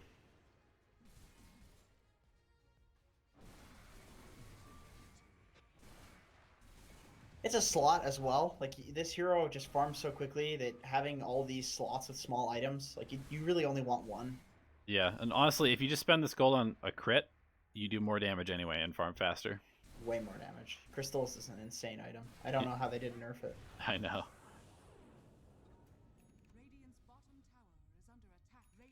But yeah, to me, it looks like you're trying to do all of the D pushing and farm and also show up for fights. So I understand why you felt like you had to do everything. But you need to just commit to your job, which is to get huge quickly so that you can kill people in like 1 second every single team fight. So, okay, finally we're top pushing in the lane. That's where I wanted you to be for the last like 15 minutes. And now we have a blink, and now we're going for BKB. This is just not going to be enough damage to win the game. You need to just build damage on this hero. Stuff that enables you to do damage very quickly. And you're going for too many kind of utility items when your entire team is utility. Utility, utility, utility, utility. Yeah, I agree. I think just like Daedalus, Ags, that sort of shit. Yeah. The Ags is so good this game because like Invoker, Lone Druid, Mirana, and Silencer are all backliners. Yep. You need to jump the backlines, but it's not going to be, they can kite you, so it's not going to be enough to just have the blink because once you blink in, that's the only time you use the blink. With the Ags, you go on top of somebody, you hit the Silencer, you kill the Silencer, Mirana leaps away, 2 seconds later, you can use it on her again. You know, it's like it gives you the ability to keep chasing, and it makes Sven not kiteable. Yeah, it makes you able to actually play against Slark. I think if you try and play against Slark without Ags, there's actually no way to win the game. I think Ags is the only reason Sven is viable. Literally the only reason. Yeah, I can see that. I don't even care about Mask and Madness being buffed. It's just the Ags. The Ags is insane. It's so broken. All right, Hawkillionaire deleted the message that he left with this one, but I got to tell you, Donnie, I copy-pasted it, so I'm going to read it, even though he doesn't want me to, clearly. Good. Hello, mate. Call him out. I'm okay. Do I sound like that's English? No, that's pretty good. Keep going. Crocky. I was in a party with my mates. I can't keep doing that. Keep going. I can't. I'm keep making too many people going. cringe. They're calling out the draft being an issue. No way to stop. Sorry, I can't understand you. Blah. Your Canadian accent's too strong. Just think. Thank you. That it was bad team fight mechanics. I'm sounding English. Spellcasting. I feel like there are a lot of ways that this could have been played in one. Thoughts? Crikey, mate. This one was in the gutter. That's what he said. Okay. What does that mean? That must be an Australian. In the gutter. It must be an Australian thing. Yeah, I'll be here all week, actually, if you're really looking to get somebody to do this For your birthday party, I'm here. Birthday party? I would never let you near any kids. Oi! All I'm right. good with kids. First of all, do you think it's a drafting issue? They have Faceless Void Snapfire combo. Let's see. Let me peep that draft real quick. Okay. Queen of Pain, Earthshaker, Shadow Shaman, Snapfire. You got plenty of magic damage for Timber. Lone Druid, you can chrono him. You can echo him. You can Queen of Pain ulti and get both the bear. No, I don't think this is a drafting issue. I feel like this is fine. I don't see anything. I mean, you've a void, and when you have a void, I don't really think there's ever nothing you can do. Yeah, I agree. Yeah, it's it's like, oh, this guy a problem. Okay, chrono him. Exactly. PhD in bear studies. That's good. Was that the dude's name? I don't know. Check it. Peep it. No, his name is Bob Stas. No, This guy's name is funny. I'll stun you, cunt. That's a real Australian That's name. a very Australian name. They're the only people on the planet that say cunt and don't, and it's not horribly offensive. Dude, I'm telling you, my mom, she's a boomer, right? So she'll sometimes say some shit that's like low key, pretty fucking racist. You know how boomers are. Yeah. And anytime I say cunt, she's done. She's like, don't say that horrible word. It's like, Mom, you have words for ethnicities that you use still. How about you don't use those? And I won't say the thing that's just female genitalia. How's that sound? Right. Not a. Or one of your mates, but like endearingly calling it. It's kind of like calling him, "Hey, you bastard!" Right? But in Australian. Oh. Yeah. Yeah. Nobody cares about the word bastard, though. You know. Exactly. Nobody cares. What if you're a bastard? That used to be a really offensive word, actually, because being a bastard was like being, right, like you were lower class. Yeah, because your parent didn't want you. Exactly. Like you were lower status, so it was actually horrible. Yep. Hockey's Ancient 4 now. Yeah, he's climbing. He's quite good. So Timbersaw, he gets level 3. You can't play the lane. Yada yada. Typical stuff. You just pull. You go somewhere else. Basically, do anything other than sitting here. Yeah, this is not the best lane you've ever experienced in your life. Timber is pretty awful. Timber Clock as a Snapfire. Yeah. You're like, get me out of here. The thing with Timber is you just like ignore him for 15 minutes and then the hero's useless. Somebody needs a vessel. That's probably you, Hockey, that needs to go a vessel because I don't see Shadow Shaman going for one. Yeah. You just kill him when Quap has levels and when you have vessel, and that's it. Yeah, I think you probably just do your best to pull this for like 5-6 minutes, and then you say, "Hey, Shaman, let's go kill a lone druid with Quap over and over," and then you just do that until your void's farmed, and then you Snapfire ulti into the Chronosphere, and you win every single team fight. Yeah, pretty easy. Pretty easy. Nice, you ditched the Timber. I like that. Yep, good rotation. Quap even showed up. Now you give Earthshaker the mid to get Blink Dagger. Really like this, actually.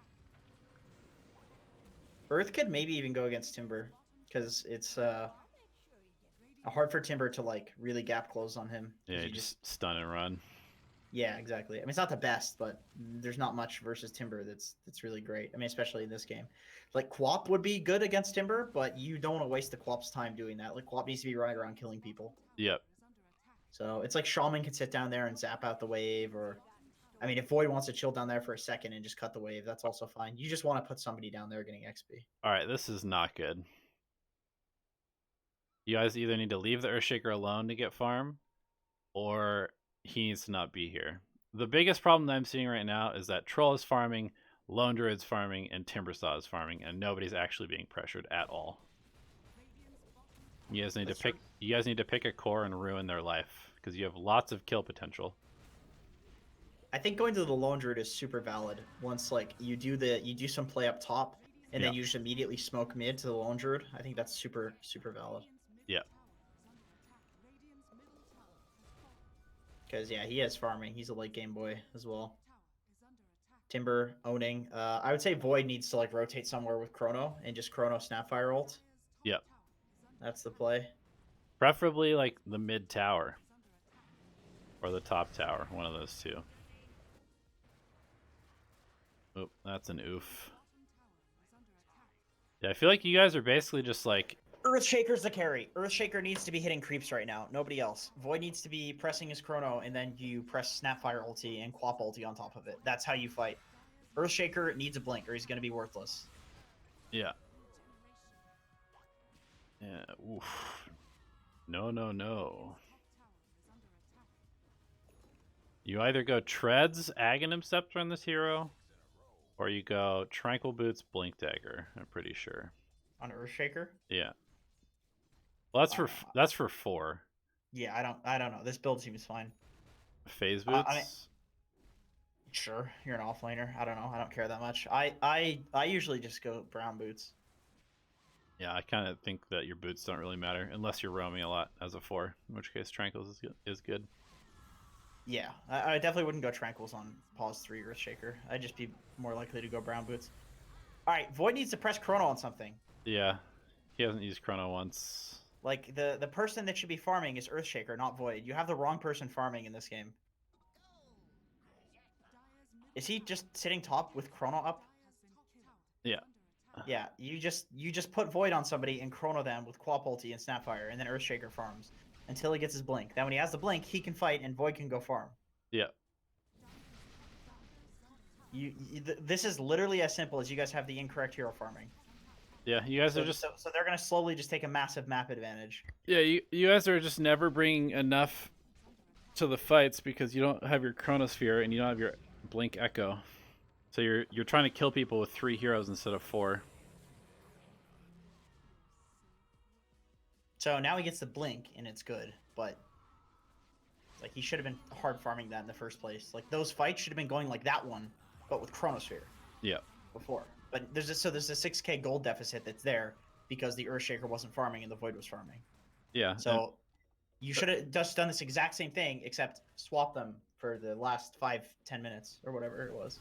Yeah, I mean, essentially, you're playing a farming game against a team that has 3 cores when you have 2 cores, and that's just always gonna lose. Boy. That's the first Chrono we've seen. Does get a kill on the troll. It's fine, but kind of late. You guys are battling back though. Oh yeah. Oh yeah. This game's pretty easy though. You literally just fight with Chrono. That's it. You just fight when Chrono's up. Yep. Echo is like for picks, maybe for like counter initiation, maybe initiation. You should fight with your spells. That's it. That big window where it really did hurt you guys though, where you weren't using Chrono. That's really set you back because there's a lone druids. They just took all your towers. Yep, I agree. And you guys just haven't comboed your ultimate with Void once this entire game. It's over now. Yep. After that, that's GG. Yep. All right, guys. That's it for us today. Thank you for tuning in. Thanks for hanging out with us for 3 hours tonight. Much appreciated. Thank you as always to all of our Patreon supporters. You want to sell it anymore, or are we done? I'm doing coaching. Coachbin.com/Jenkins. If you want some coaching. Also, if you are a player and you do coaching and you'd like a coaching website, I can get you one of those on Coachbin if you want one of those. Dope. I know that's probably nobody is a coach, but if there's any of you watching by chance, Speed, I know you're in there, man. Yep. Teach people. Teach people more strategies like Jungle Venomancer. Good stuff.